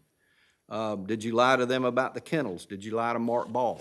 So when his credibility comes into question then, Right. could this financial evidence have come in reply? I know that's not what we have here, but doesn't it kind of open the door, or maybe you would have chosen not to put him on the stand had the financial stuff not come in initially? Well, there are 2 points with that. One, I don't think we cited case law that we don't waive our right to challenge that by putting him on the stand I to get address that. it. I get that. But to answer your question specifically, Under 608B, Your Honor, you are not permitted to put in extrinsic evidence of these things. You can ask him about it, but you can't then take 6 days and 10 witnesses. I mean, you ask him the question, and if he answers it, you got it. If he denies it, you're stuck with it. That's what under 608B. You're allowed to cross-examine him, but you're not allowed to introduce extrinsic evidence. What if the questions had been more expansive? Did you lie to your partners about not stealing $9.7 million? I mean, it becomes, it's a different dynamic, I understand, but what I'm trying to search for is, would this have come in anyway? Well, I do believe under 608, it's fair ground for cross-examination on his credibility. But then you get the You're stuck 403 with his analysis. answer. Excuse me? You're stuck with his answer, which would have been Right. yes. Yeah, but you don't get to then start putting up 10 witnesses to prove something that he's admitted to. You get a new trial is coming in, but it's only, at least under 608, If he testifies. if he testifies. And in that event, you get another limiting instruction that says you can only use this to analyze his credibility. Correct. Thank you. I think this question's about. Oh, Wait a minute, we're just getting started. About the weapons? Yeah. We have a question. We want you to argue about the admissibility of the weapons that were seized and introduced that were from Mizell. yeah, so in the weapons that were introduced in the evidence that were seized from the home, there was no testimony from anybody, even their Well, it's beyond that. The experts admitted that he could not identify it as the murder weapon. well, he said he couldn't include them or exclude them. And so, as we said, these guns, we know nothing more about them today than we did, any other day. Yet they were allowed to put those in the evidence. And we've got State v. McConnell and another case where I think McConnell, where they put .22 caliber bullets in evidence on a shooting case. And the person was shot and killed with a .357 Magnum. And that case was reversed. There was another case that we also cited, lost my place in my notes, but that. What was the purpose, as you understand it, for the admission of the weapons that were seized from Mizell? To prejudice Alec Murdaugh. I mean, that was the purpose. It made nothing more relevant or not relevant. I mean. Didn't you suggest, though, that the police who investigated this had failed to do a complete job, and in particular, that they had failed to properly seek out and find the murder weapons? Absolutely, and that stands And true wouldn't today. simply, wouldn't a simple response to that suggestion be, we looked at every 12 gauge and 300 blackout weapon on the property, and here are 4 of them. Here's pictures of 4 of them, but you don't put them into evidence. You can have Greer testify, I tested all these guns. I don't know anything more about them today than I did yesterday. I can't include them or exclude them. That testimony is perfectly appropriate. But After they were put into evidence, were they ever used or referenced again, touched again? Absolutely, the Attorney General picks it up, holds it up, pretends that he's shooting somebody. He picks up the 300 blackout and reenacts the crime. Mr. Kinsey used them. Well, they can be used for demonstrative purposes. You just object to them going back into the jury room. Is that what you're saying? We did object to them going into evidence, for sure. And they could have had a demonstrative, demonstrative exhibit to demonstrate to the jury, but that's not what these were. These went into the jury, and they did an in-court reenactment with them. Mr. Griffin, I interrupted you a little while ago to segue to the 404B issue, and I think you were either at or near the conclusion of your argument regarding the cell phone experiment. Correct. And if I cut you off, I didn't mean to, and I want to give you an opportunity if you want to finish any thoughts you had on that issue. It seemed very important to you, and I want to give you that opportunity. I was done with the cell phone. I was going to go to the blue tarp and then the Doyle v. Ohio issues, but I'll rely upon the briefs, and Mr. Barber may be able to address it on reply. But I'm happy to stand up here and answer any questions about those issues. I got a question about the cell. We have a question. Help me out here. The evidence was Mr. Murdaugh didn't use his phone from 8:09 to 8:40 something, 8:50, maybe 9 o'clock, right? Right. Which was unusual for him, according to the evidence. What does it mean in the testimony of the cell phone extraction witness when a call was in the Verizon records, but not on Mr. Murdaugh's extraction? What does that mean? There's a series, I made a series of notes. This call was not on his extraction. It was on Maggie Murdaugh's extraction, but not his. 905 calls Randolph, not on extraction. Does that mean that the inference is that he physically deleted it on his phone? I believe so. And there were probably 10 or 12 or more phone calls that were deleted, if Right. that's what the explanation is about not on his extraction. I believe that is the case, that the information was deleted from his phone for some reason or another. And this goes to circumstantial evidence of something, that he deleted the call. Was there any explanation at trial from your side, not that you were required to give one, as to why those calls weren't on his extraction? There's no testimony about that at trial. Okay, all right. I have thoughts about that, but it's not in the record. All right. Justice Hill has a question. Maggie's phone did not record steps at the Right. time, and you make a point about that. Yep. But also the location data got overwritten. Did that override the step data too? That did not override the step data. Okay. And that was maintained in a different place. But the GPS data is pinging constantly, and there's only so much room. And SLED did not put that phone in a Faraday bag, which I didn't know what a Faraday bag was before this case, but they give them away at conferences, so it's not unique. Thank you. All right, no further questions. Thank Thank you so much, Mr. Griffin. Appreciate it. Yes, sir, Mr. Waters. Thank you, Chief Justice, and may it please the court. I'll start out by saying, and again, I'm not going to, unless this court would like me to go through the extensive facts that were presented here, but fundamentally, our case boiled down to 4 important points. Number 1 was motive, and I know we'll talk about that, and I believe that the motive was very compelling here, and we'll go into that. But the motive pointed to Alec Murdaugh. Number 2 was the means to commit this crime. And what the evidence showed were 2 family weapons were used to commit this crime, both of which could not be accounted for after the crime was over with.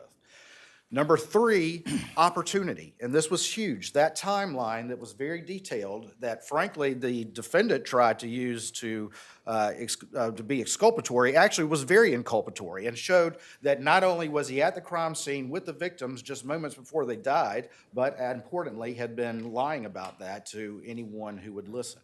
And that evidence was particularly strong when you look at the fact that when we look at that kind of evidence, we look at patterns.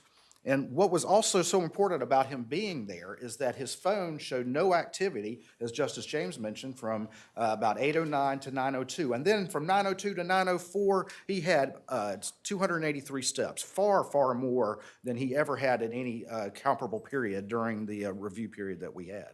So you had that evidence of opportunity showing that he was the one who had the opportunity to commit these crimes. And then finally, you had multiple acts of guilty consciousness of the various things that he told law enforcement and all the rest of it. So that's classic case. It may have been a long case and put it all together, but it boils down to basic, good old, how do you determine who did somebody? Motive, means, opportunity, and acts of guilty consciousness. And I think the evidence was very strong with all of that. We started with the cell phone evidence, and I'll go to that as well, since that's what counsel started with. And I want to start out by saying, first of all, that this is clearly not preserved. I'm going to talk about that very briefly because, as Chief Justice Kittredge pointed out earlier, this was an old-school judge. You got old-school lawyers, old-school prosecutors, and Judge Newman made it very clear at the beginning of this case what he expected with objections, that they be timely and that they be specific, okay? So this is not a case where preservation is a gotcha moment. This is a case where the judge was very clear about what he expected with that, and the parties that were trying this case are ones who understood that very well. So I think if there's ever a case to look at error preservation issues we've raised throughout this brief, this is that case to do that. But beyond that, let's look at what happened during the defense case. They called an expert who, Mr. Surgis, who is a former North Carolina deputy who has digital forensic examiner training in Cellbrite and Apple, and he was qualified in cell phone forensics. And while he was on the stand, he used an unidentified iPhone with an unidentified iOS operating system to demonstrate for the jury that just a general motion will cause the raise to wake feature to turn on.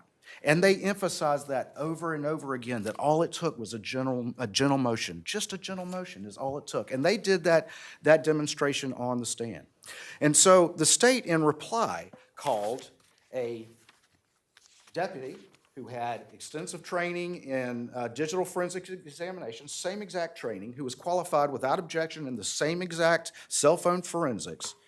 And what was more important here was he was here to correct fundamentally what was a misleading statement from the defense examiner, because what he knows, and he knows how these things are programmed, he knows how they work, and the implication that if only a general movement will turn it on, that necessarily a more violent one like slinging it like a Frisbee will turn it on is false, because the phones are designed and programmed, the accelerometer in there are programmed so that while a gentle, normal motion when somebody wants to look at their phone will trigger it, violent motion will not, so that your phone's not constantly coming on when you're jogging or running or doing anything like that. People don't look at their phone like that, okay? And so the phones are designed to do that. So he did the exact same thing that the defense examiner did, except for he did it much better, because first of all, he used the exact same model iPhone. He used a similar iOS version that was used, and he manipulated it multiple times in many different categories. And it was there to ultimately disabuse the notion that if it comes on gently, it necessarily is going to come on when you sling it, because it just doesn't. And that is how iPhones work. And so when he was in cross-examination, and Mr. Griffin did a great job of cross-examining him, and at one point he says, well, I don't know anything about anybody else. Well, maybe that was an inopportune answer, but that's not the end of it, because he went on after that to testify, I have expertise in how cell phones work. I can tell you about the knowledge C databases. I can tell you the ways iPhones, the software is written, what kind of code it's written on, and I can tell you how data is stored on it and the program that's involved in it, the programming that's involved in it. And frankly, his testimony proves the point, because he made sure that the jury understood that just because a gentle raised awake, a general motion will trigger the raised awake, doesn't mean that a violent motion will do that. In fact, it's more likely that it won't, and the phones are designed specifically to do that. That is an expertise that is beyond the knowledge of the average person. And again, this is not one, I think, as we talked about before, where you need to apply the counsel factors and all the rest of it. When you're talking about sort of an experiential type of testimony, the ultimate test is reliability. And he had the same exact qualifications, the same background, and was qualified in the same manner. But his testimony was, sometimes it does, sometimes it doesn't. That's correct. And that's the reality of how it works. Because again, these things are programmed to react to different types of inputs, and it's not an absolute guarantee. But the point that was important about that was that just because a gentle motion might turn it on doesn't mean that a violent one would. In fact, it's more likely that it won't, because the phones are programmed to do that, and like throwing it like a Frisbee. This is probably not relevant to much, but why this phone being taken from the scene, and why not Paul's? Why not just leave hers there too? Well, that's very interesting. Was there any, I know, is there evidence, I think there's evidence that it was raised to wake at some point and put back down. Yes. And that was at 9:02, 9:04, something like that? Correct. So the evidence, if you look at that timeline, and I could go into it in great detail, but what the evidence showed and what the reasonable inferences from it was, number one, Alec had Maggie's passcode. He did not have Paul's passcode. You might need to stick closer to the mic. I apologize. All right, so he did not have Paul's passcode. Paul's laying face down, and his phone is laying just on the outside of his rear end, outside of his pocket. And in fact, the defendant told police that he picked up the phone, or he tried to turn Paul over, and the phone just popped out, okay? But what's interesting about that is what's so crucial about the time of death and the forensic timeline, as we called it, establishing that time of death, is that Paul was actively in a conversation with his buddy, Rogan Gibson, and that's who the kennel video was for.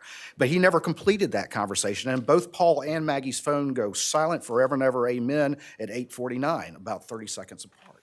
Well, Rogan continues to try to contact Paul, all right? And so when we look at contact on Paul's phone, there's somebody who actually looked at it, and the backlight came on, which is indicative of somebody, the Face ID, not recognizing who it was. But as we know, those phones will display like messages coming in.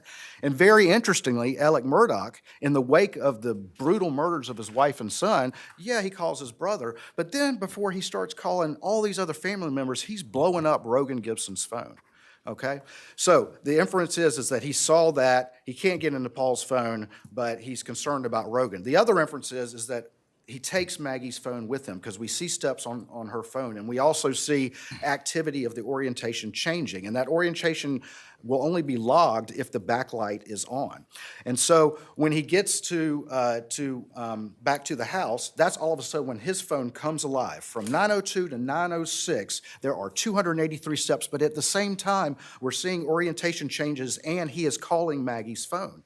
In fact, we can see an orientation change 2 seconds before the call comes in, which is certainly susceptible to the inference that whoever's calling is looking to see that call come in, like somebody who's manufacturing an alibi, like somebody who tells the police in his first interview, look at my phone, I was calling Maggie. He calls her multiple times while he is running around like a chicken with his head cut off, and then jumps in the car. And even though he said that Maggie came home because he asked her, or she was worried about him, and Marion Proctor testified that Maggie came home to go visit Miss Libby, after all of that, and he's blowing up her phone, he doesn't take the 100 yards down to the kennels to drive by there. So again, not to argue the facts, but all of this was very indicative when you look at this timeline of Alec looking at Paul's phone, leaving it there, taking Maggie's phone, taking it up there, start manufacturing, making sure those calls are coming in, and then as he's leaving out in a haste, he's leaving out of the Moselle, slinging the phone out on the road. And the reason why the backlight, there wasn't an orientation change for that is because the backlight didn't come on, and that was the point of McManigle's testimony. I'm not asking you specifically, I want to change gears to 404. I'm not asking you specifically in this case, because I know you believe your motive is very plausible. But in general, how plausible does motive have to be? I mean, could a prosecutor want evidence in and work backwards from there? How does a trial judge analyze that? Well, I think that the trial judge is fundamentally the gatekeeper and ultimately has to analyze that under the 404 test, which is it relevant? Is it fall under an exception? Is there a logical connection? Is it clear and convincing? And is it, the 403 analysis? I think that. And so not just the evidence you're trying to admit as motive, but the motive itself has to go through a 404 analysis. Is that what you're saying to me? Well, I'm saying that the evidence that's being presented, every bit of it, yes, has to go through that and be part of that 404 analysis. But I think here, and I'll talk about this, that there's an unbroken chain, and that's why the extent, which it was extensive, but there's a reason why, and it wasn't overkill, it wasn't cumulative. But yes, the trial judge is absolutely the gatekeeper for that. Now, what we did here, and I think this is the best practice, is we wrote a detailed pretrial motion and laid it entirely out, wrote out every bit of it, wrote out the entire theory, and put that out for the defense and said, Judge, defense, this is what we're planning on doing. And in opening, I was very careful. I just said there's going to be things going on in his life. I didn't talk at all about that. And then we did the in-camera hearing, and we were very careful. And before I even broached those subjects, I raised that to the trial judge to ensure that the entirety of that was being considered. Was there any 404B that was disallowed? There was. So there was 404 of evidence of an affair, that Marion Proctor and Maggie's concern about affair that he excluded as too remote. And then there was a side of the road and narcotics evidence, but ultimately that eventually came into play because of opening the door. Was there any 404B related to financial crimes that was disallowed? I think no, but I think that That's what concerns me, and I want to just gently push back and give you an opportunity to respond. Yes, the judge is a gatekeeper. Unlike the federal counterpart of 404B, our case law has said that our version of 404B is a rule of exclusion, not inclusion. Right. And the gate here was just left open. And I couldn't find any example of financial crime evidence that was excluded. And the granular detail in the expansiveness of which everything under the sun was allowed is arguably problematic. Even the nature of the victims, there are many examples here, and I want you to respond, so I'll just share one. I think his name is Tony Satterfield, Right. was testifying. Well, we had to hear about the disabled brother.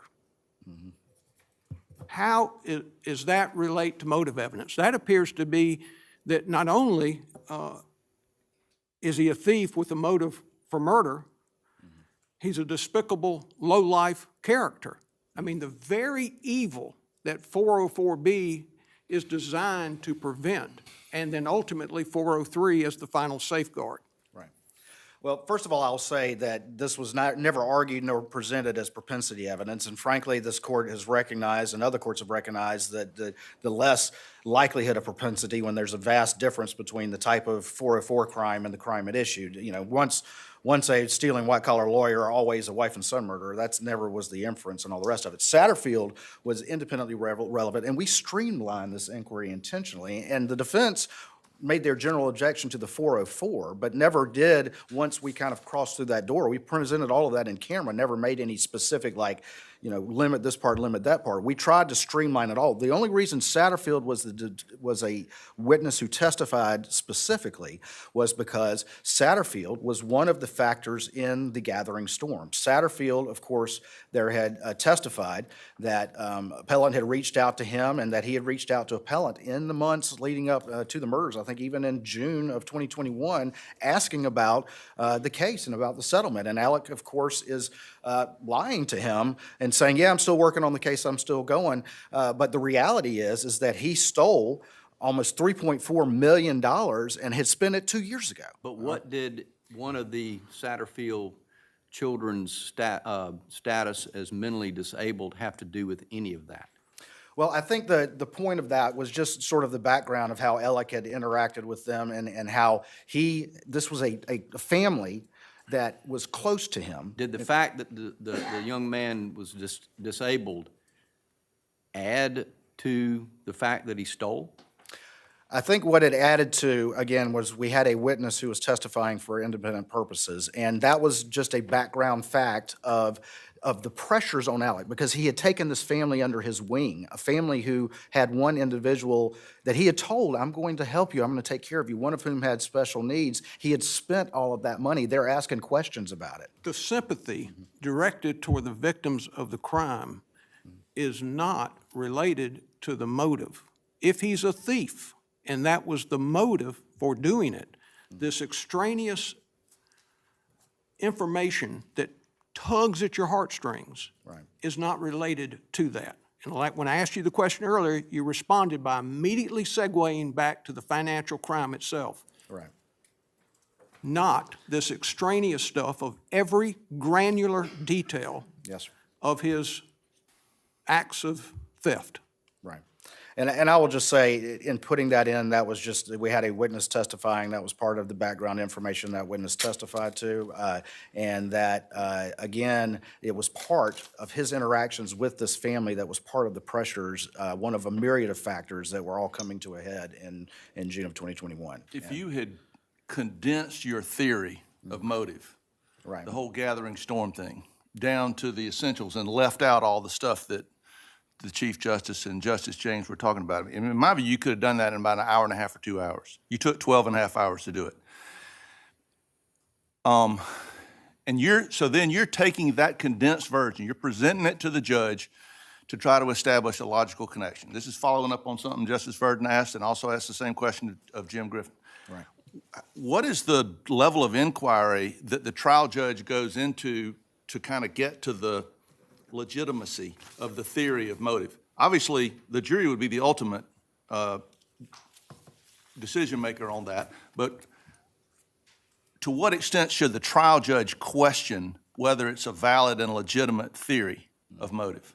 Well, I think that the words of the logical connection are there, and I think that as far as the trial and the clear and convincing nature of the evidence, but I think as long as it is a passable theory of motive and that motive is logically connected to the underlying crime, then ultimately, as you say, it's for the jury. In all the cases that I think we've looked at this logical connection question, it's been either easy, yes, there's a logical connection, or easy, no, there's not one. Right. Here, it's not easy.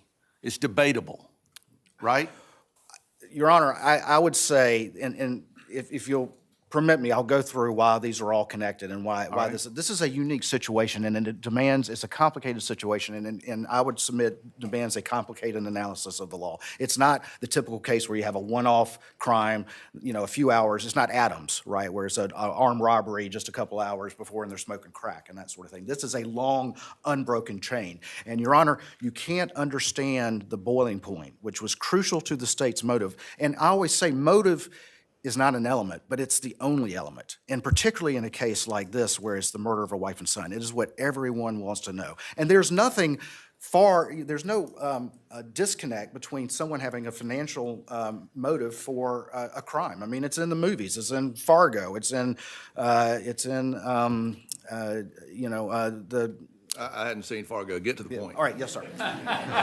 All right, but I'm just saying this is in a number of movies. But let's look at why this is all interconnected. First of all, it's all interconnected, despite how temporal the temporal time period, because what's relevant to motive is what is in the appellant's mind. Okay, and what he knows is potentially going to be and is about to be exposed. And that's all of it. And frankly, it eventually was. So what is relevant is not, well, it was just yesterday or it was last week or it was a year ago. What is relevant is what does he know all is about to come out? And that's a decade of him constantly staying one step ahead of the game through one theft as another. And that brings up the second point, that this is all interconnected. It's an unbroken chain, and you can't truly understand, in what is crucial, motive, you can't truly understand the boiling point if you don't understand the slow burn leading up to that, okay? And the defense put motive in issue as right. Their biggest thing was, frankly, character evidence of he's father of the year. There's no way he could have done this. So this, in the case law says that where motive is a central issue like that, that there is a wider scope. But let's talk about it's interconnected. The jury could not understand the full weight of the pressures if they didn't understand that entire criminal and financial history. You can't understand the need for it without understanding the lifestyle, the bad real estate deals, the maxed out loans. You can't understand the Badger theft of over $1 million if you don't understand that they had, with his bank co-conspirator, had stolen $1 million from the Plier loans, and that had to be accounted for. You can't understand the need for fake forge and why he did that if you don't understand the complications of having to steal that $1 million. I think all of that is completely accurate. Mm-hmm. The disconnect that the defense is getting at and that I'm trying to ask you about occurs when he takes the what the judge called some sort of urgency. He had a nice phrase he used when he was ruling on it. How do you get from that to murdering your wife and son? That's the disconnect that the defense is focusing on. They're not focused on the disconnect between forge and stealing money. That everybody understands that. And my question is, when analyzing that disconnect, what's the point of law? What's the rule of law that we look at, that the trial judge looks at? Mm-hmm. Well, again, I think that the trial judge makes that determination of whether there's a logical connection and whether or not the evidence is clear and convincing. And I understand that under South Carolina, there is a gatekeeping function that is there, but I think that as long as that Let me there's. throw out a couple of examples, and I'm going to leave this alone. Obviously, you think there's a logical connection. Is that enough for the trial judge? Or does the trial judge have to decide for him or herself whether there's a logical connection? Or does the trial judge have to look at whether there's a reasonable possibility that the jury might find there's a logical connection? I would assert that the trial judge should look to whether or not that is a reasonable inference from the evidence. And if it's a reasonable inference, and then it should go to the jury. I mean, that's what we do with all sorts of evidence, is determine whether or not there's a reasonable inference from this evidence. And if so, reasonable inferences are for the jury. Can I follow up on that? Yes, sir. I think Justice Few wrote State versus Perry, and I wrote 3/5 of it. yeah, it helps the Forrest Gump and me understand it, this 404B evidence. I am also struggling with the logical connection. Your brief is excellent, phenomenally done, but you say in the brief on page 87 that according to Perry, relevant is defined as evidence having a tendency to make the existence of any fact that is of consequence to the determination of the action more probable or less probable, so forth and so on. You emphasize the word any. And what I fear is if we get on that train and emphasize the word any, that allows speculation to enter the room. Help me out with that, because I would accept, you emphasize in your brief, boat wreck, boat wreck, boat wreck. That's all Alec Murdaugh wanted to talk about when he was on video. Right. I get that. So I think there's clear evidence of motive for him perhaps to kill Paul, because this boat wreck case was becoming an anchor around his neck. And then you could stop right there or get into the boat wreck accusation more. But your emphasis of the word any, to piggyback on what Justice Few was saying, I'm struggling with the logical connection that comes from the word any. That means, it seems to me you're just saying whatever we say that makes sense, let's stick with it. Well, by emphasizing that word, I don't think, and I'm not at all trying to assert that any sort of speculation would be sufficient. What I am saying is, again, the words logical connection. And I think that if it is a reasonable inference, as I just said, I'm not saying that the trial court should just entertain any speculation or any sort of fanciful thing that they come up with. I would, though, encourage y'all, though, to look, not only at the brief, but look at the filing that we did beforehand, and look at the PowerPoints and look at the closing argument. That this is not just a speculative motive. This all ties together, and I had a whole series of how I could go through all of that, I think there's about 10 factors of all things that were all coming to a head, all of that gathering storm that were coming ahead to that day. And that ultimately this, if you're looking at the validity of this, it actually worked. It actually worked, because when all of this happened, Paul, who you just mentioned, had become that liability. Well, Maggie was too, okay? Her name was on Edisto. Her name was on Moselle. And he was at the end of his rope and unable to move like he needed to move financially, and out of options. He had burned through $792,000 in less than 2 months. And all of these things were coming to a head. But when this happened, everything changed. All of a sudden, he was the center of attention. All of a sudden, the sympathy factor kicked in. All the inquiries stopped, and the boat hearing stopped. The plaintiff in the boat hearing said, this has totally changed the balance of my case. And what did he set about doing? There was testimony that he wasn't overly concerned about Buster's security. He wasn't overly concerned about going after the real colors. But you know what he did do? He fixed the glitch. He fixed the glitch so that his lawyer friend would send back or at least send an email saying all the money's here, and put that to bed. So if we're looking for that logical connection, whatever standard is applied, this is not speculative. I understand that it can be hard to accept that. Why would somebody do this? But that's precisely why this motive evidence was so probative and so important. And even though this is a unique case and a unique, maybe lifetime set of facts that will never be seen again, that's all the more reason why this needed to be admitted and for the jury to fully understand this unique individual from a unique background and a unique set of family circumstances and a unique lifestyle and a unique history that all was about to come unraveled. And that was more important to him than anything, and that when this action took place, not only did 2 of his liabilities go away, but all of those hounds at the gate went away as well. And if it wasn't for a check falling out of a file a few months later, it might have worked. It worked for a couple of months. I got one more question to go back. What does it mean when something's not on his extraction? It means that, well, the inference from that is that the user or someone deleted it. Thank you. I want to ask a question about tool mark. Sure. Justice Hugh has a question, sir. Yeah, I want to flip over to talk about the tool mark testimony by Mr. Greer.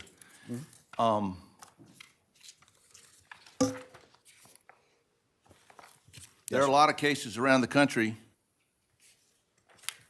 that have held that this idea of examining shell casings for tool marks is a valid method in trying to determine which guns a cartridge was cycled through.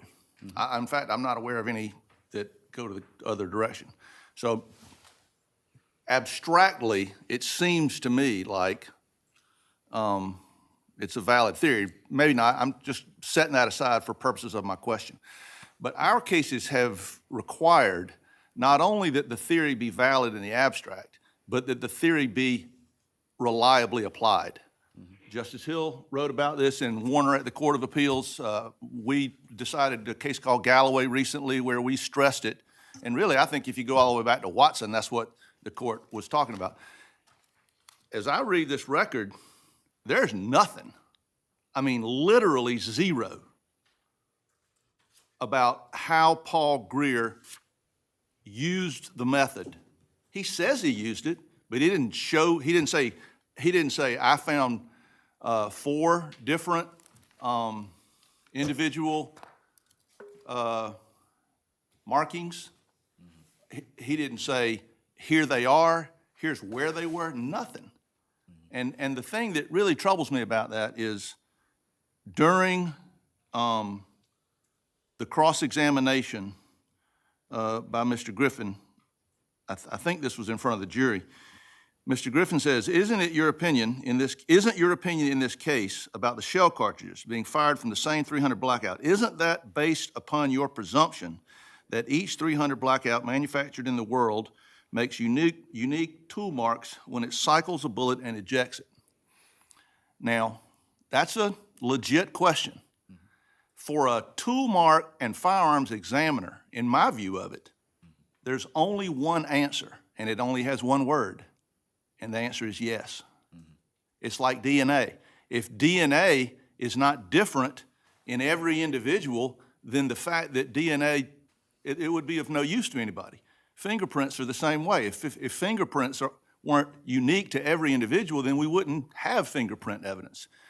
We also don't have tool mark analysis of cycled gun cartridges unless each gun makes a unique individual mark, right? Yes, sir. So when you don't tell the jury anything about how Greer applied the method, and Greer mistakenly fails to discuss the central theory of the whole method, how have you demonstrated to the judge that the theory was validly and reliably applied in this case to these facts? Yes, sir. Well, I think as we look at the specifics of the testimony, and I would start with, I think with this issue and frankly the TARP issue and the cell phone issue, that these are questions that go to weight, not admissibility. And I understand what you're saying. That ain't what Judge Hill said in Warner or what this court said in Galloway. Right, That's not the law. right. Well, ultimately, I think that in this particular instance, If you look at the entirety of his testimony, he went through the acceptance generally of this for over 100 years. He went through the SLED procedures. He went through the acceptance and peer review in journals, and the quality control procedures, the blind review. So while there may not have been a more specific explanation of that, the general discussion of the applicability and the reliability of the science was clearly in this record. And on top of that, I will also point to this that was in the record that shows that reliability. There's two things. Number one is that the examiner was able to distinguish between the cases around Maggie's body and the cases outside the gunroom door and the cases across the street, and say that those were all cycled from the same weapon, but was able to distinguish those from matching it to the one blackout that was recovered, okay? And so that distinguishing right there shows an inherent reliability to the science. And on top of that, then another blind examiner came up with that same conclusion. So that ability that was in the record to separate the wheat from the chaff answers the question, even if it wasn't explicitly answered, as Your Honor points out. Thank you for your answer. All right. Mr. Waters, thank you so much. Appreciate your argument, sir. Thank you, Chief Justice and the court. Mr. Barber, you're going to handle a reply.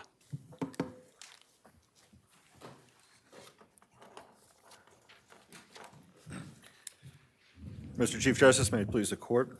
I want to ask you, because it's fresh, you don't get free minutes uninterrupted. I was listening very carefully to all the arguments. Mr. Waters was trying to defend the admissibility of the expansive nature of the 404B.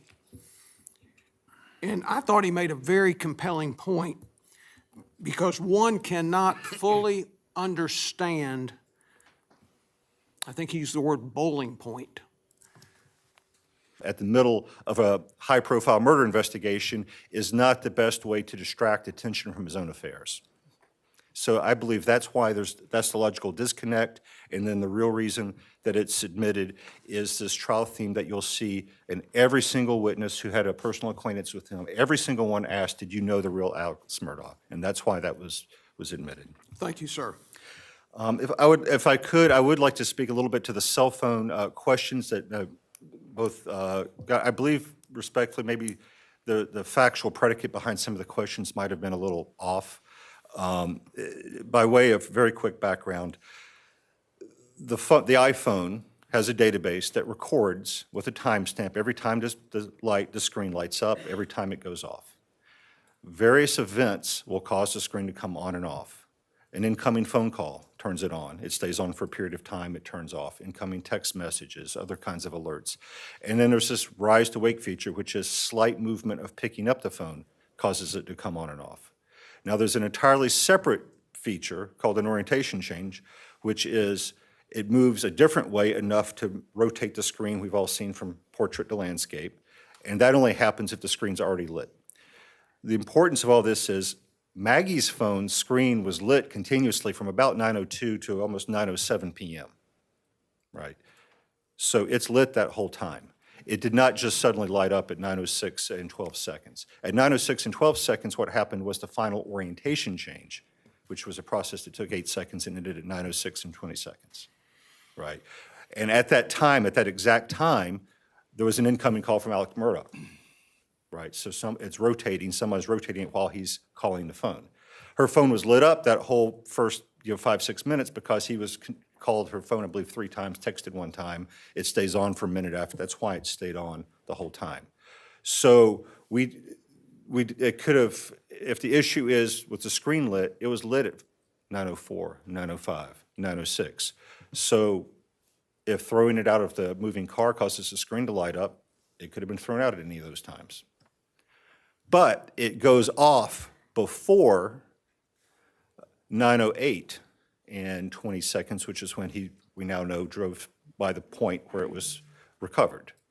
So the screen is off that whole time. It doesn't come on again until there's another call, 20 minutes later. right? So it's dark the whole time he passes it. So the issue is, This is all directed at my questioning Mr. Griffin about the importance of the expert, of the testimony, the evidence.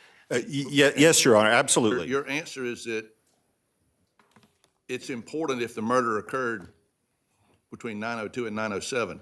Why is it important if the murder occurred after 9:08?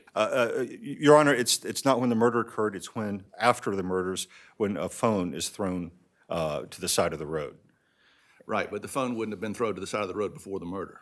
Correct. The point is that at the time that we know for certainty the defendant drove past where the phone was thrown, the screen never came on. There's a long period of time before that when the screen is on continuously. You make a great point. If all this occurred before 9:07, then my questions to Mr. Griffith were, as you pointed out, factually flawed. But if it all occurred after 9:08, now you answer the question, because I think the validity of my question is now squarely on the table. If your question is, could it have been thrown out after 9:08 p.m., then the answer would be that would be inconsistent with the screen not coming on, yes. The point is the phone had to be thrown out before he drove past that spot.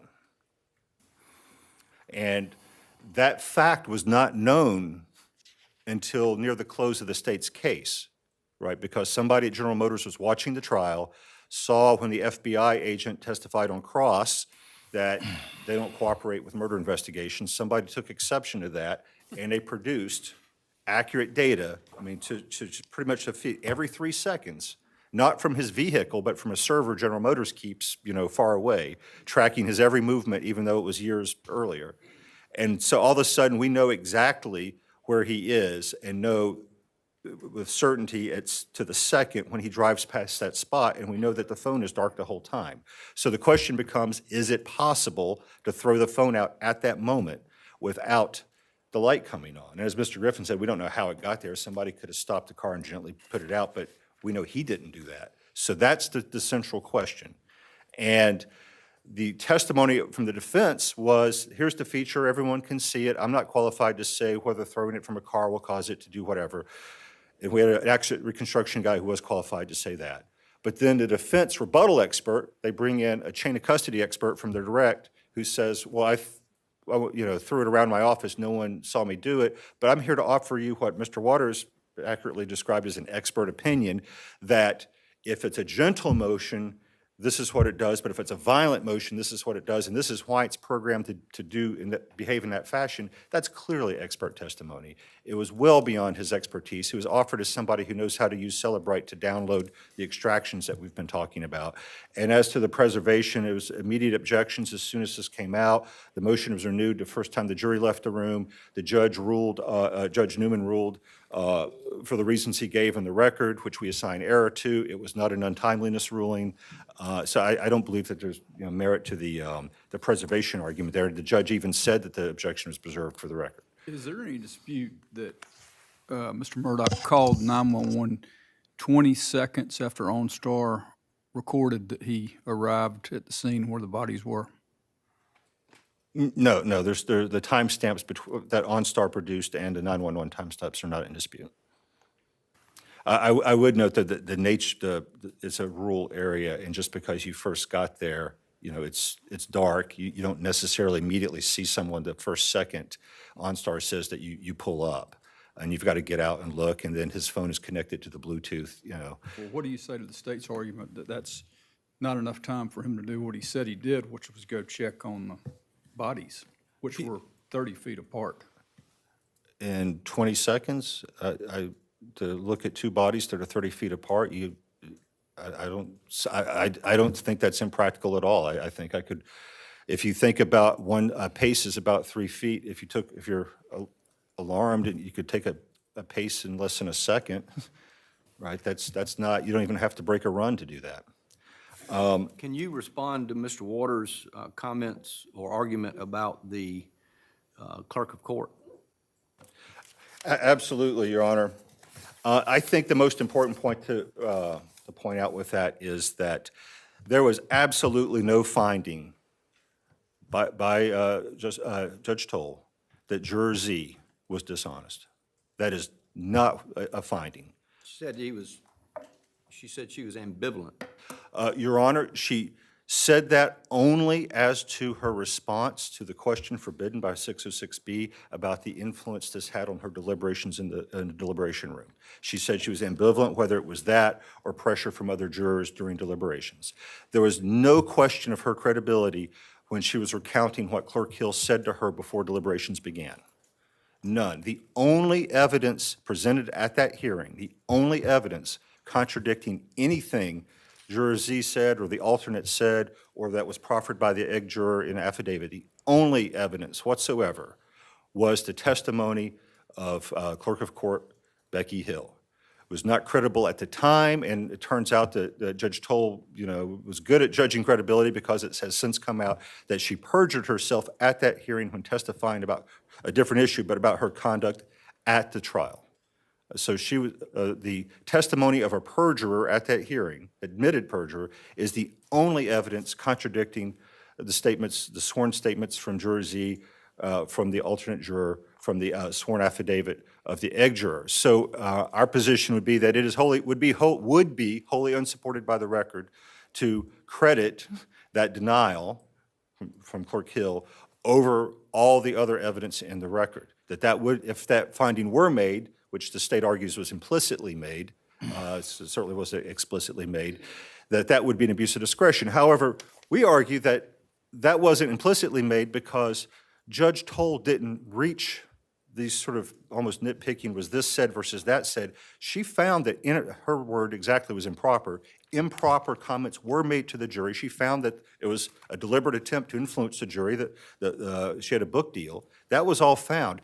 But it didn't matter whether it was this comment or that because her decision was controlled by an error of law, which was essentially that the defense had the burden to show some sort of but-for causation to the verdict. It didn't matter because it didn't affect the verdict. Whatever was said was improper, but the verdict would have been the same no matter what. That's the written order.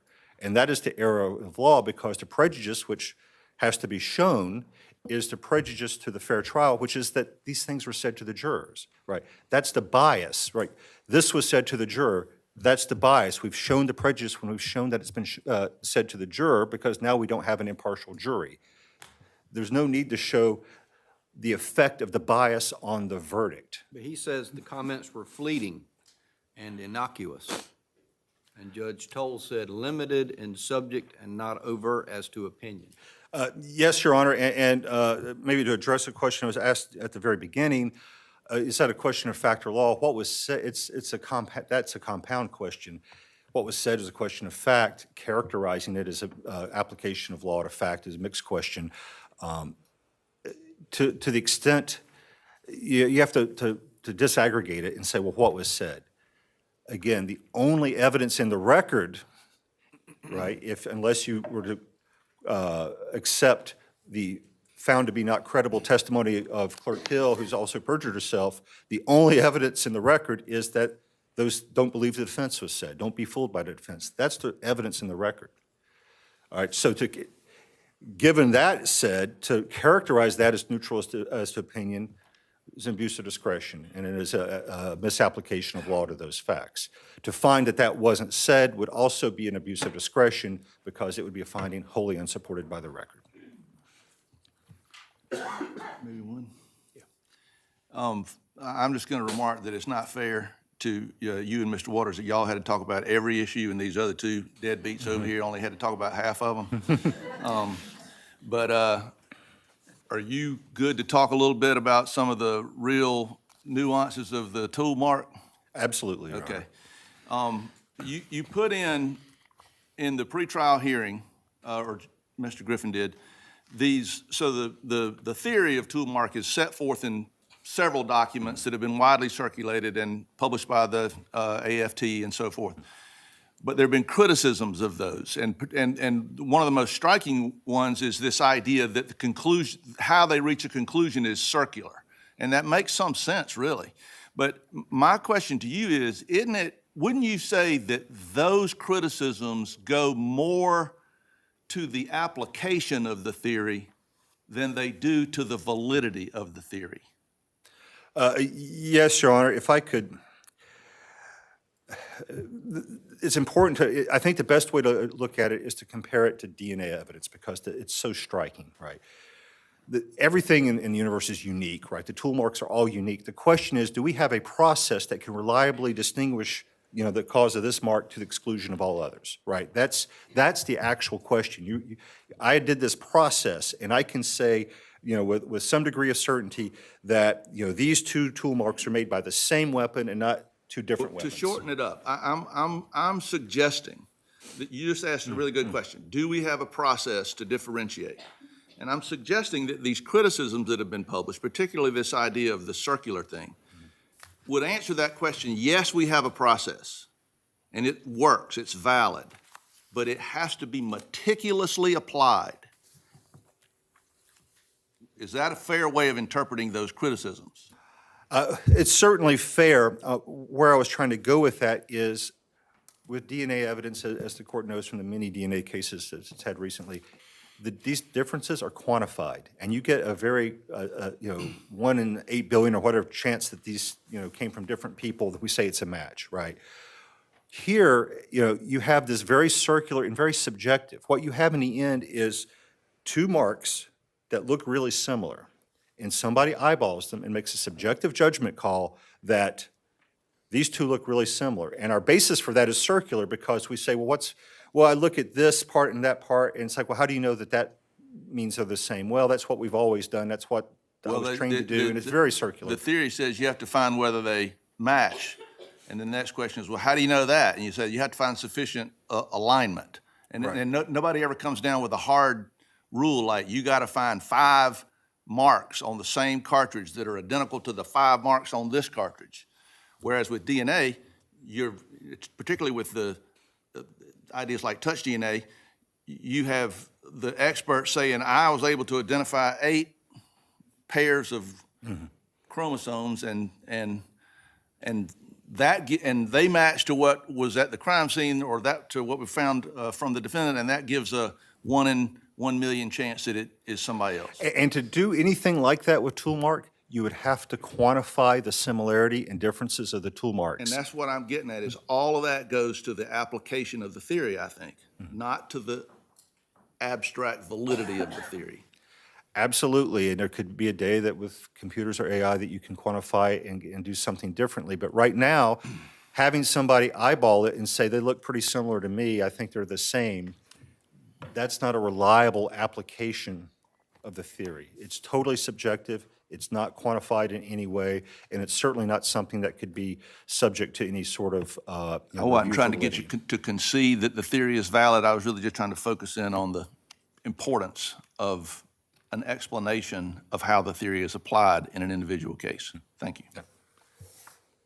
No further questions? Hearing no other questions, Mr. Barber, thank you so much. And Thank you, Your I Honor. speak on behalf of the entire court. I want to commend excellent counsel on both sides. Thorough, detailed briefs, very helpful to the court and its staff. That is combined with arguments that reflected a commendable command of this lengthy and complex record, together with applicable law. And it has all resulted in excellent arguments today. You've represented your respective positions professionally, and we all on the court commend counsel for both sides. We are adjourned.